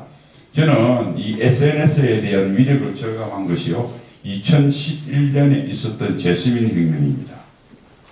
카다피, 무바락 다 자빠지는데요. 카다피 같은 경우는 쉽게 말하면 항상 계엄 상태였어요. 모든 언론들 다 검열했어요. 그런데 뭐 때문에 무너졌습니까? SNS 한 방에 무너졌습니다. 그런데 우리가 카다피치아의 2011년 리비아보다 SNS 환경이나 IT 환경이 더 취약합니까? 아니거든요. 우리가 얘기를 제대로 장악하지 못해서 그렇기 때문에 유튜브라는 매체는 카다피도 무너뜨렸는데 대한민국의 정치 지형을 100배 더 바꿀 수 있는 힘은 있는데 여기에 우리가 더 매력적인 담론을 많이 내느냐가 중요한 거고 거기 내기 위해서는 고급적인 담론을 만들어내는 것도 중요하지만 가짜뉴스 안 믿으셨으면 좋겠어요. 저는 그래 미국에서 하는 무슨 소리 미국의 소리인데 이상한 많이 우파 돌리던데 그 100% 제가 보면 미국 소식은 100% 거짓말이에요. 너무 우리 솔직히 가짜뉴스가 많아요. 너무 낙관적 기대에 의해서 너무 이런 게 많아요. 그러니까 우리가 과학과 저쪽이 미신을 가진다고 해서 미신으로 이기는 게 아닙니다. 저쪽 미신과 악에 대해서는 우리 선과 과학으로 이겨야 된다. 이렇게 생각합니다. 생각하십니까? 좀 솔직한 말씀 드립니다. 이렇게 싸워서 이길 수 있느냐 없느냐는 사실은 아무런 따질 가치가 없는 거고요. 아까 제가 그 말에서 자유민주주의 가치를 공유하면 싸우지 않는다고 그랬죠. 1945년 일본이 패망해서 자유민주주의 가치 된 나라가 되고 우리가 48년 대한민국이 건국했기 때문에 대한민국과 일본이 전쟁을 할 가능성은 제로입니다. 제가요, 우리가 얼마나 과거에 매몰되어 있냐면, 일본은 1945년 이전에 일본과 완전히 다른 나라고요. 1948년 이후 대한민국이 다른 나라입니다. 그런데 우리 조선일보 제가 뭐 고정 칼럼을 써보시니까 항상 그 기자들이 저한테 인터뷰를 많이 해요. 일본 자위대가 증강됐는데 걱정이 안 됩니까? 여보시오. 일본 자위대 증강되면 우리한테 좋은 거지. 우리한테 나쁜 것은 랴오닝함, 중국의 랴오닝함이 더 건조되는 게 위기입니다. 왜? 중국과 우리는 자유민주주의 가치를 공유하는 나라가 아닙니다. 그럼 앞으로 일본이 적이 되는 조건은 이겁니다. 일본이 자유민주주의를 포기하고 사회주의 나라가 되거나 과거처럼 파시스트 나라가 되거나 이렇게 돼버리면 군국주의가 되면 그때는 위협이 됩니다. 그래서 가장 중요한 게 체제의 성격입니다. 이걸 이해를 해야 되고요. 일본은 자기 정치적인 판단에 의해서 일본 국민들이 정치적 판단에 의해서 국가의 체제를 바꾸기 전까지는 위협이 안 되니까 그것은 전혀 따질 필요가 없는 것이고, 그래도 불구하고 일본이 군국주의로 돌아갔다고 치고 만일 침략을 하게 되면 일본은 해공군은 대한민국보다 우수합니다. 지상군은 대한민국처럼 만들어내려고 그러면 상당한 시간이 필요하겠죠. 뭐 이런 과정이고요. 그렇게 이해해 주시면 좋겠고, 일본이 지금 군국주의로 돌아갈 가능성은 저는 제로라고. 왜? 자유민주주의 공기를 한번 세우고 파시스트로 돌아가기 때문에 그렇습니다. 일본은 거의 유럽 이상의 아주 선진화되어 있는 자유민주주의 세계입니다. 그리고 일본 사람들이 사실은 자위대 정원이 27만인데 이것은 요새 뭐 인력난이 있어서 그런 것만 더 심각해졌지만은 그전에도 23만 이상을 채운 적이 없어요. 군대는 오질 않아요. 여러분 이거 잘 생각하셔야 되는 게, 우리가 지원병제 이야기 나올 때 가끔 이야기를 합니다. 그 나라 인구당 지원병을 해서 군대에다 아무리 뭐 월급을 더 주기도 어떻게 되겠는가. 실제로요, 우리나라가 만일 지원병제로 바꾸면 20만 군대를 유지하기 어렵습니다. 안 옵니다. 이 20만은 뭐냐면 미국 정도 되는 상무정신이 있는 나라가 정도 됐다고 했을 때 20만입니다. 저건 10만도 못 채워요. 지금요, 우리가 유급병 한다고 해가지고, 이른바 월급, 목돈 1,000몇백만 원 주고, 우리 인사요 전문가 고성균 장군 계시지만, 그 대학 등록금 하기 위해 200몇십만 원씩 줬다는데, 30%가. 자, 그럼 4,500만 원 주고, 그 사람들 공무원 연금 다 주고, 병사를 지원병 모집할 겁니까? 그것도 어마어마한 경비가 될 거고요. 그렇게 해도 제가 봐서 50만, 30만, 20만 채우지 못한다고 봐요. 자, 보세요. 군대 간 거는 자기가 흙수저란 거 광고하고 다니는 거예요. 야, 너 오죽 너 부모가 형편없었으면 너 군대에서 어떻게 군대 지원병에 갔냐? 이런 꼴이죠. 그 미국도 사실은 병사로 가는데 전시받는 거예요.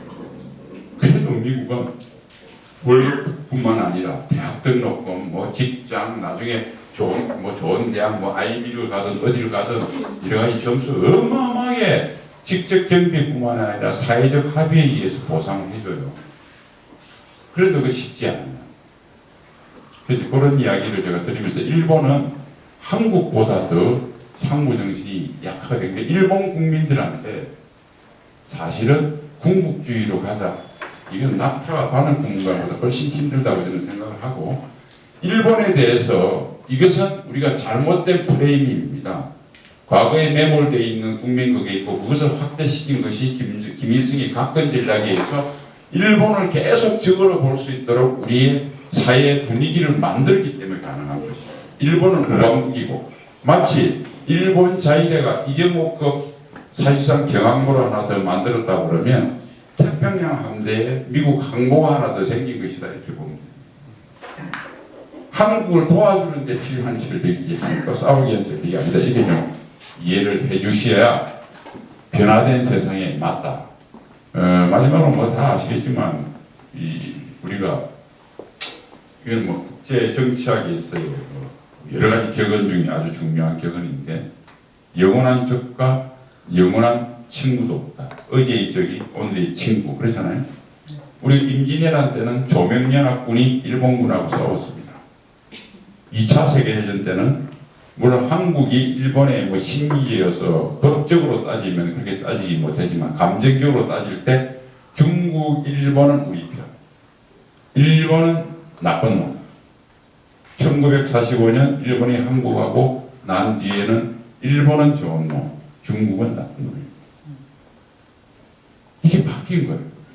아까 말씀드린 대로 일본이 군국주의가 되고 중국이 우리처럼 자유주의 체제를 공유하는 나라가 되면 중국하고 우리가 같은 편이 되고 일본이 나쁜 놈이 되겠죠. 그렇죠? 그러니까 세상은 계속 그 구조에 따라 변하고 있다. 그 구조를 뒤쫓아가지 못하고 과거에 매몰되어 있는 우리가 국제정치학적 인식, 이 인식의 부조화가 초래된 우스꽝스러운 코미디가 반일 논쟁이었다. 반일 분위기였다. 저는 그렇게 생각합니다. 장관님 이제 가보셔야 되는데 네. 뭐 질문을 계속 마지막 질문. 마지막으로 내 하나만. 예, 선생님 말씀하십시오. 안녕하세요. 우리 여기는 뭐 전부 다 우리 애국 투사분들이 이렇게 길바닥에서 많이 부딪히던 사람들인데 저하고 같은 생각을 다 가지고 계시리라 생각이 되고 오늘은 이 김현진 군의 이제 북토크쇼라 해서 이제 이렇게 참석을 하게 됐습니다. 오늘 평소에도 존경하는 우리 신장군님이 오신다 그러고 해서 왔는데 가장 궁금한 것은 문재인 정권에게 매수당한 국방부 정경두 장관이 완전히 문재인 정권에 매수를 당해버렸는데 나는 궁금한 것이 뭐냐면 지금 가끔 TV 안 보지만 TV에 보면은 4.15 총선 전에 김정은이를 자꾸 판단 말이요. 김정은이가 한번 다녀갈 것이다. 국민들을 이렇게 또 선동 농락을 하거든요. 그럼 저는 국방부 체계를 잘 모르니까 장군님한테 네. 혹시 이 사람이 진짜 왔다 갈 건가? 안 오는데도 선동을 하고 있는 건가? 이게 참 궁금해요. 다른 거는 우리 외부 가면서 뭐 전부 다 이런저런 5.18 문제도 여기서 이야기할 부분이 아니거든요. 그러니까 그 부분이 김정은이가 한국에 올 리가 없는데 온다고 선동을 한다고 그래서 총선은 얼마 안 남았거든요. 그것이 궁금해요. 나는. 네. 저는 그 손님 말씀대로 김정은 안 온다에 한 표를 걸겠습니다. 어느 조건은 그겁니다. 미국 간의 협상에 의해서 어느 정도 진전이 되고 나면 김정은이 올 겁니다. 근데 미국 협상이 진전될 가능성은 없습니다. 왜냐하면 미국 협상이 진전되면 두 가지 중에 한 가지가 돼야 됩니다. 스몰 딜이라고 하는 김정은의 그 소위 북핵 협상의 카드, 그러니까 김정은의 요구한 대로 미국이 북핵에 대한 전략적 셈법을 바꾸든지 아니면 김정은이가 트럼프의 전략적 셈법을 받아들든지 하면 이루어지는데 그게 안 됩니다. 그러니까 안 되는 것이죠. 자, 그리고 그게 첫 번째고 또 조금 구체적으로 이유를 두세 가지 더 설명하면 김정은이가 한국에 와서 얻을 게 뭘까요? 여러분 생각해 보십시오. 북한이 체제 안전을 보호해달라고 그러잖아요. 북한은 아닙니다. 체제가 불안하기 때문에 체제가 안전적으로 유지가 돼요. 북한이 체제의 공포가 없으면 북한은 무너집니다. 그러니까 북한은 지금까지 이렇게 해왔어요. 내일 오늘 밤에라도 미국 구호가 Fight Tonight 있지 않습니까? 오늘 밤이라도 미제가 쳐들어올 수 있으니까 정신 똑바로 차리라잉. 딴짓하지 말고 내 말 잘 들어 했습니다. 쳐들어오지 못하게 하기 위해서 핵을 개발한다고 공간을 쳤습니다. 여러분 우리 살면서요 어느 목표를 세워서 절로 가자 할 때는 모으기 쉽잖아요. 정상에 올라가고 난 뒤가 문제입니다. 핵을 가졌어. 김정일 때는 간단합니다. 핵을 가졌다. How to make nuclear weapon. 이제 how to use nuclear weapon. 우지 사용할래? 답이 없는 거죠. 자, 이렇게 됐습니다. 김정은이는 위기를 조성해서 체제를 유지해 왔는데 이제 협상을 해서 하면 위기가 사라집니다. 그렇죠?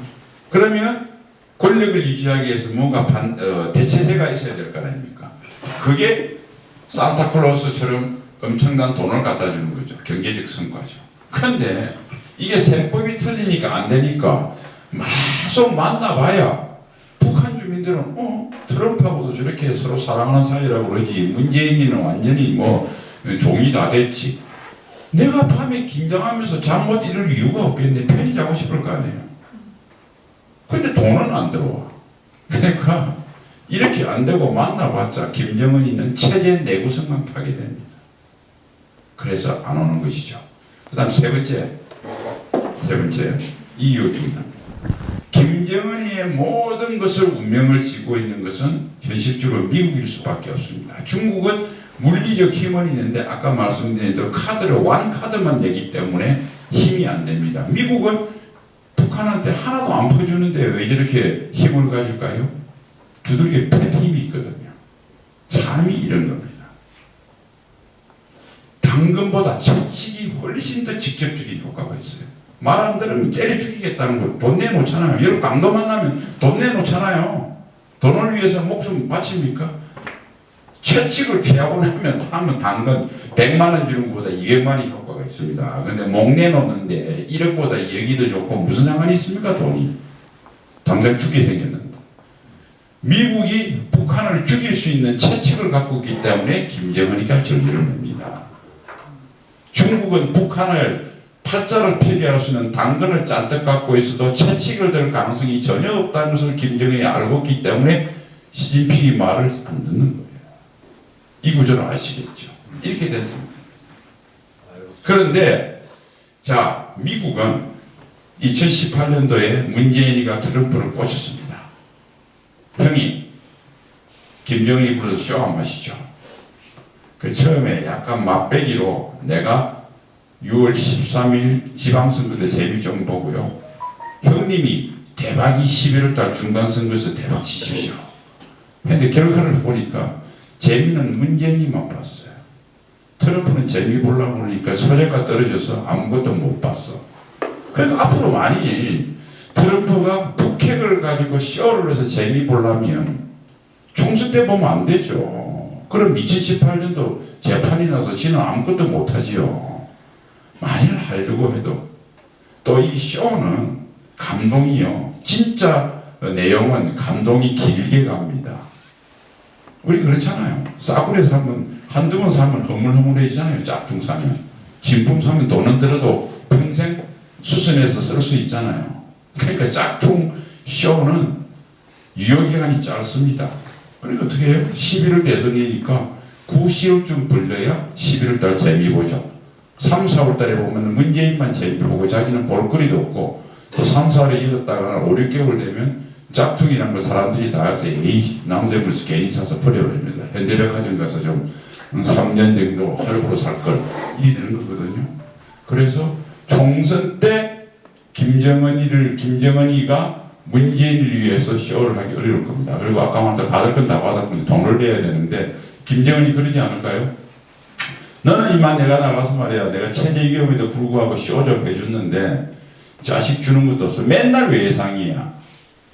니네들 보니까 최저임금도 올랐는데 난 최저임금도 못 받고 맨날 사람을 이렇게 뚱뚱한 나를 몸으로 때우라고 그러고 말이야. 맨날 나중에 잘해줄게. 뭐 이번에 전차 안 내면 못해. 이렇게 할 겁니다. 그래서 뭐 좀 설명을 길게 해드렸습니다. 몰래 주고 있잖아. 예? 몰래 주고. 근데 원래 주긴 줘도 그거 가지고 다 충족이 안 되는데 이렇게 보시면 됩니다. 불법 한정을 비롯해서 주겠지만 조금 주겠지만 큰 돈이 못 땡길 수밖에 없는 게 국제금융망이라는 게 굉장히 조밀하게 되어 있거든요. 우리 기업을 뒤틀어도 요새 여러분들 후원하는 분들 사고하는 분 물어보십시오. 100만 원 현찰을 만들려고 그러면 두세 배 더 돌려야 됩니다. 가라 만들면 돈 만들기 어려워요. 달러 만들기 김대중 때부터 쉬운 게 아니에요. 왜냐하면 9.11 테러 이후에 미국 재무부에서 전 세계 금융가국을 서치하고 있어가지고 그리고 2008년 리만 사태 이후에 비밀주의를 유지하던 스위스까지 전부 다 오픈했어요. 근데 무조건 오픈하는 게 아니라 조건이 있습니다. 대량 살상 무기 관련 테러 관련 문제로 유엔 제재가 다 나있거든. 유엔에서 인정하는 그 두 가지 제에 대해서는 모든 금융기관은 계좌를 보호할 의무를 가지고 있어요. 그래야 국제 금융 장사를 할 수 있습니다. 그런데 뭐 100만 달러 정도는 만들겠죠. 그러나 1억 달러, 2억 달러, 10억 달러 못 만듭니다. 현찰로 만들어서 다발다발해서 가기 어려워요. 그것은 아셔야 되고. 그 다음에 두 번째는 설사 그렇게 해서 1억 달러를 김정은한테 줬다. 김정은이 필요한 거 사서야 될 거 아니에요. 그죠? 그 대동강변에, 구만강변에서 이 달러 가방 주고 테레비 하나 사옵니까? 물물 교환을 해봐야 얼마나 하겠어요? 은행을 이용하지 않고 여러분 대량의 통상을 할 수 있습니까? 돈이 있어도 여러분한테 당장 10억이 있다고 칩시다. 100만 원, 200만 원 현찰로 쓰겠죠. 10억 들고 현대백화점이나 갤러리아 백화점 명품 한번 싹쓸이 해보십시오. 당장 이상한 놈이라고 내가 봐서 당장 국세청이 달릴 가능성이 많아요. 우리가 100억을 현찰로 쌓아놓고 현찰로 쓴다고 하십시오. 그 100억을 한 달 만에 써야 된다면 현찰로 풀어야지 어떻게 써요? 누구한테 얼마나 줘요? 준 사람이 또 사고치면 어떻게 해? 못 씁니다. 금융기관을 통하지 않고 대량의 통상과 금융기관을 할 수 있는 방법이 없거든요. 이게 서치를 받고 있습니다. 그래서 제가 이야기하는 겁니다. 김대중 노무현 때보다 문재인은 퍼주고 싶어서 안달복달이지만 환경 자체가 그렇게 대량으로 퍼주기 용이하지 않은 환경이다. 그래서 김정은이가 지금 저렇게 팔딱팔딱 뛰고 있다. 라는 것에 대해서 우리가 좀 이해를 하셔야 되고요. 그냥 오늘 마지막으로 제가 연설을 마지막으로 하는 걸 보통해 놨기 때문에 그냥 김현진 대표가 이제 정치로 가는 거니까 우리가 한번 같이 총선도 중요하니까 너무 안보 이야기만 했는데요. 제가 생각하고 있는 뭐 정치란 무엇인가 기초적인 뭐 고담 준동 빼고 가장 중요한 원칙이 세 가지가 있다고 생각을 해요. 이기기 위해서는. 이기는 게 목표 아닙니까? 물론 이것도 구체적으로 어떻게 해야 되느냐는 뭐 여러 가지 변수가 있고 제가 언급하기는 사람도 언급해야 되고 부적절하니까 개념적으로 어떻게 하면 이기겠느냐라는 우리가 전략적으로 생각해야 될 분야를 세 가지를 이야기하겠습니다. 이기기 위해서는 저 세 가지 요소가 있어야 돼요. 첫 번째가 이념입니다. 이념. 달리 말하면 컨텐츠예요. 컨텐츠. 자, 우리가 문재인 정권이 잘못한다고 많은 사람이 알고 있어요. 우리 여기 계신 분들은 대개 사람이 어떤 특정 행동을 하게 될 때 특정 행동을 통해서 내가 상당한 비용과 위험을 초래할 수밖에 없을 때는 그럼에도 불구하고 행동을 하게 되는 근저에는 첫 번째 분노라는 게 있습니다. 너무 화가 나서 어쩔 수 없어요.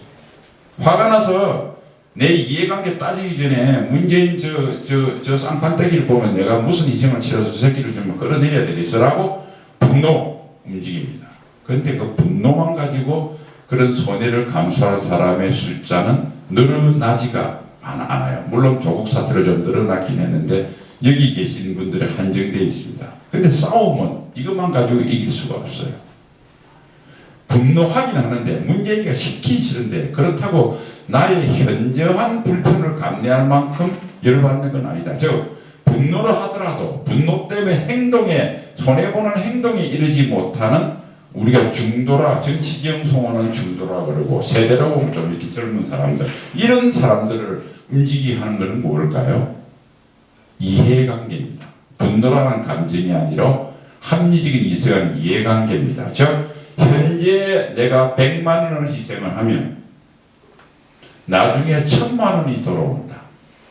그러니까 훨씬 나한테 문재인을 반대하는 운동에 앞장서면 훨씬 큰 이익이 온다. 문재인이가 주는 청년수당을 1년 안 받고 큰 라면으로 때우더라도 2, 3년 후에는 번듯한 직장이 될 수 있는 가능성이 있으면 당장 오겠죠.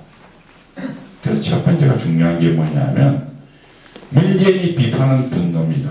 그 다음에 분노를 넘어서 문재인보다 합리적 대안을 내놓을 수 있는 바로 컨텐츠, 이념과 정책이 첫 번째 있어야 이깁니다. 두 번째는 구슬이 서말이라도 꿰야 한다고 그러는데 지도자가 있어야 합니다.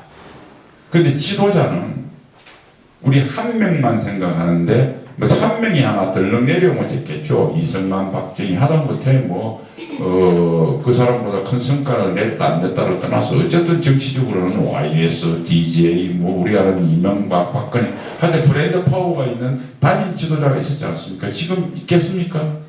지금 없다고 봅니다. 그러면 지도자군을 만들어내야 됩니다.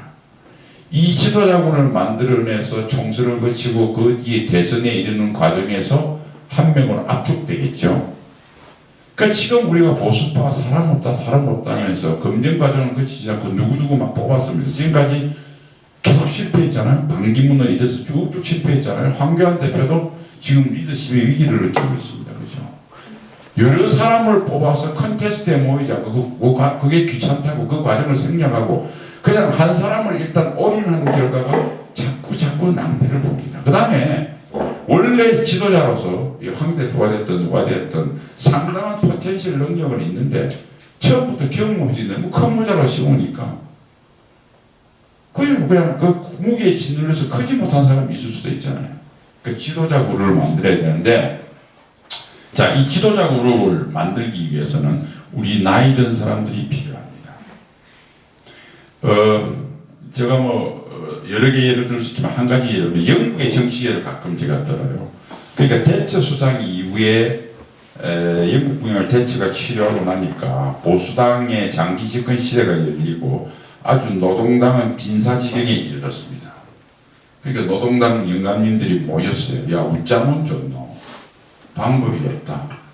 야, 우리가 나가봐야 국민들한테 노딱 소리만 들으니까 젊은 놈 골라봐.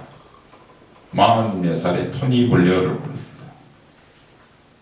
그래서 토니 블레어가 10년 동안 총리를 만들어요. 그때 44살입니다. 노동당 당수를 만들어요. 그리고 이야기합니다.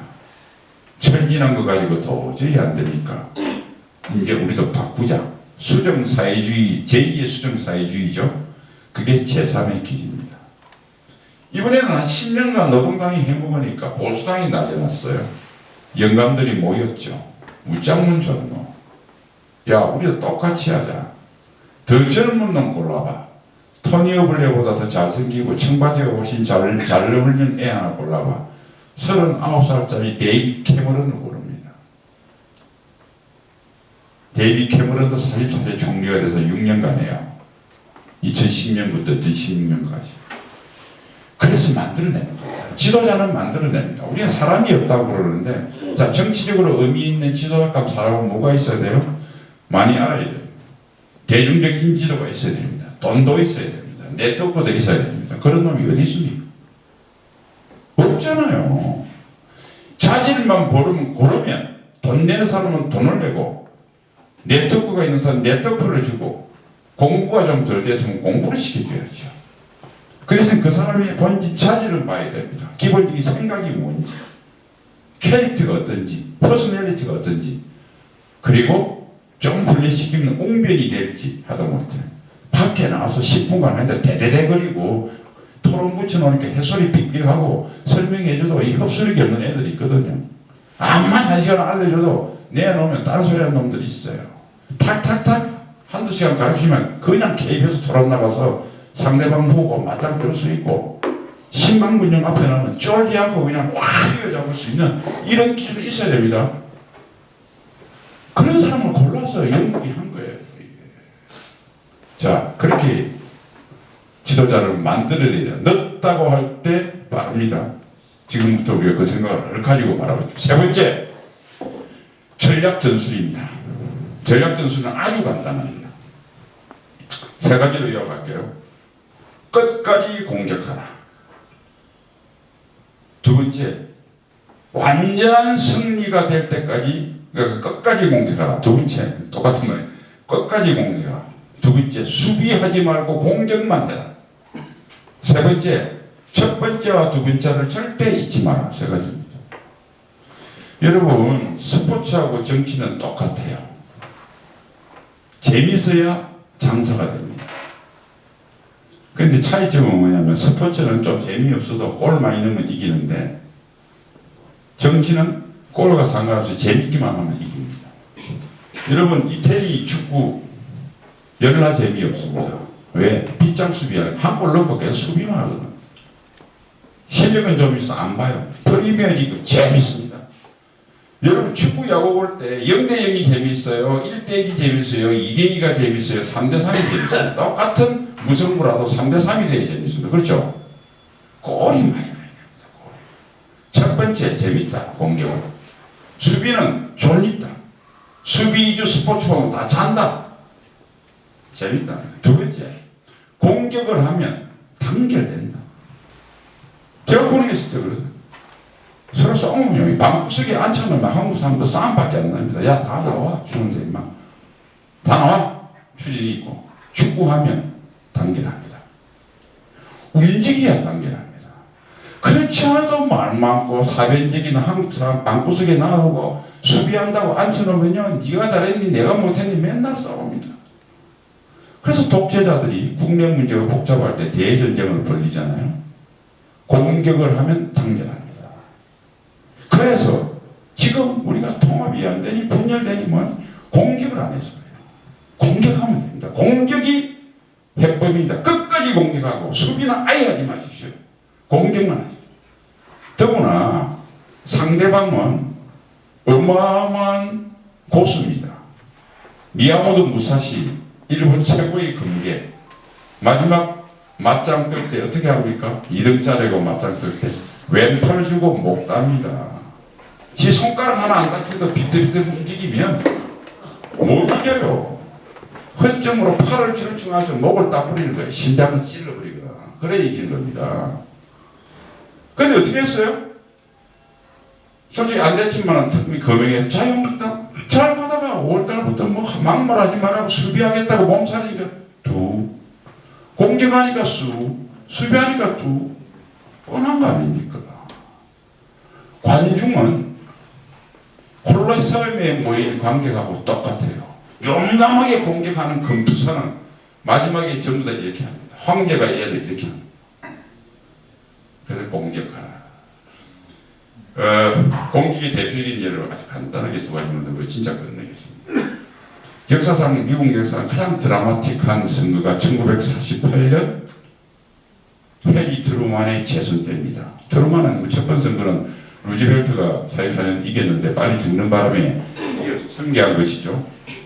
그때 사실 대선 한 달 앞두고 1948년 10월 초쯤 하더라도 트루만은 절망적이었습니다. 왜냐하면 원래서가 진보당으로 깨고 나중에 진짜 빨갱이입니다. 진짜 빨갱이가 깨고 나갔죠. 자기는 분열됐죠. 그리고 2차 세계대전 끝나고 막 많은 사람들이 군인들이 또 제대하고 뭐 이렇게 해서 전쟁 특수가 사라져서 미국 경제가 어려웠습니다. 그러니까 다수당을 차지했던 공화당에서 마구 민주당을 공격해서 민심을 잃었죠. 그리고 토마스 듀이라고 아주 미국 동부 명문가의 공화당 후보가 있었는데 이 사람 44년 아깝게 루즈벨트한테 졌지만은 트루만에 비해서는 압도적으로 앞서고 있었습니다.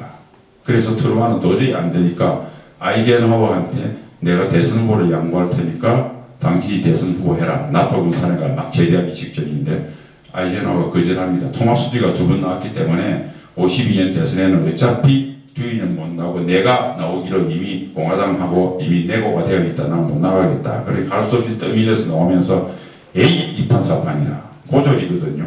가난한 집안에. 꼭 노무현이 생각하면 됩니다. 토마스 듀이는 이해창 생각하면 돼요. 명문가의 아주 법조인이고 뭐 하여튼 화려한 사람입니다. 부자고 한 달 내내 들어가는 공격했습니다. 내 경제 실정은 뭘 행정부 잘못해서 그런 게 아니라 의회에서 공화당 새끼들이 발 잡아서 그런 거라고 하잖아요. 말도 안 되는 대도 않는 이야기든 뭐든 계속 공격만 하는 겁니다. 그러면 뭐 공항에서 공격해온 거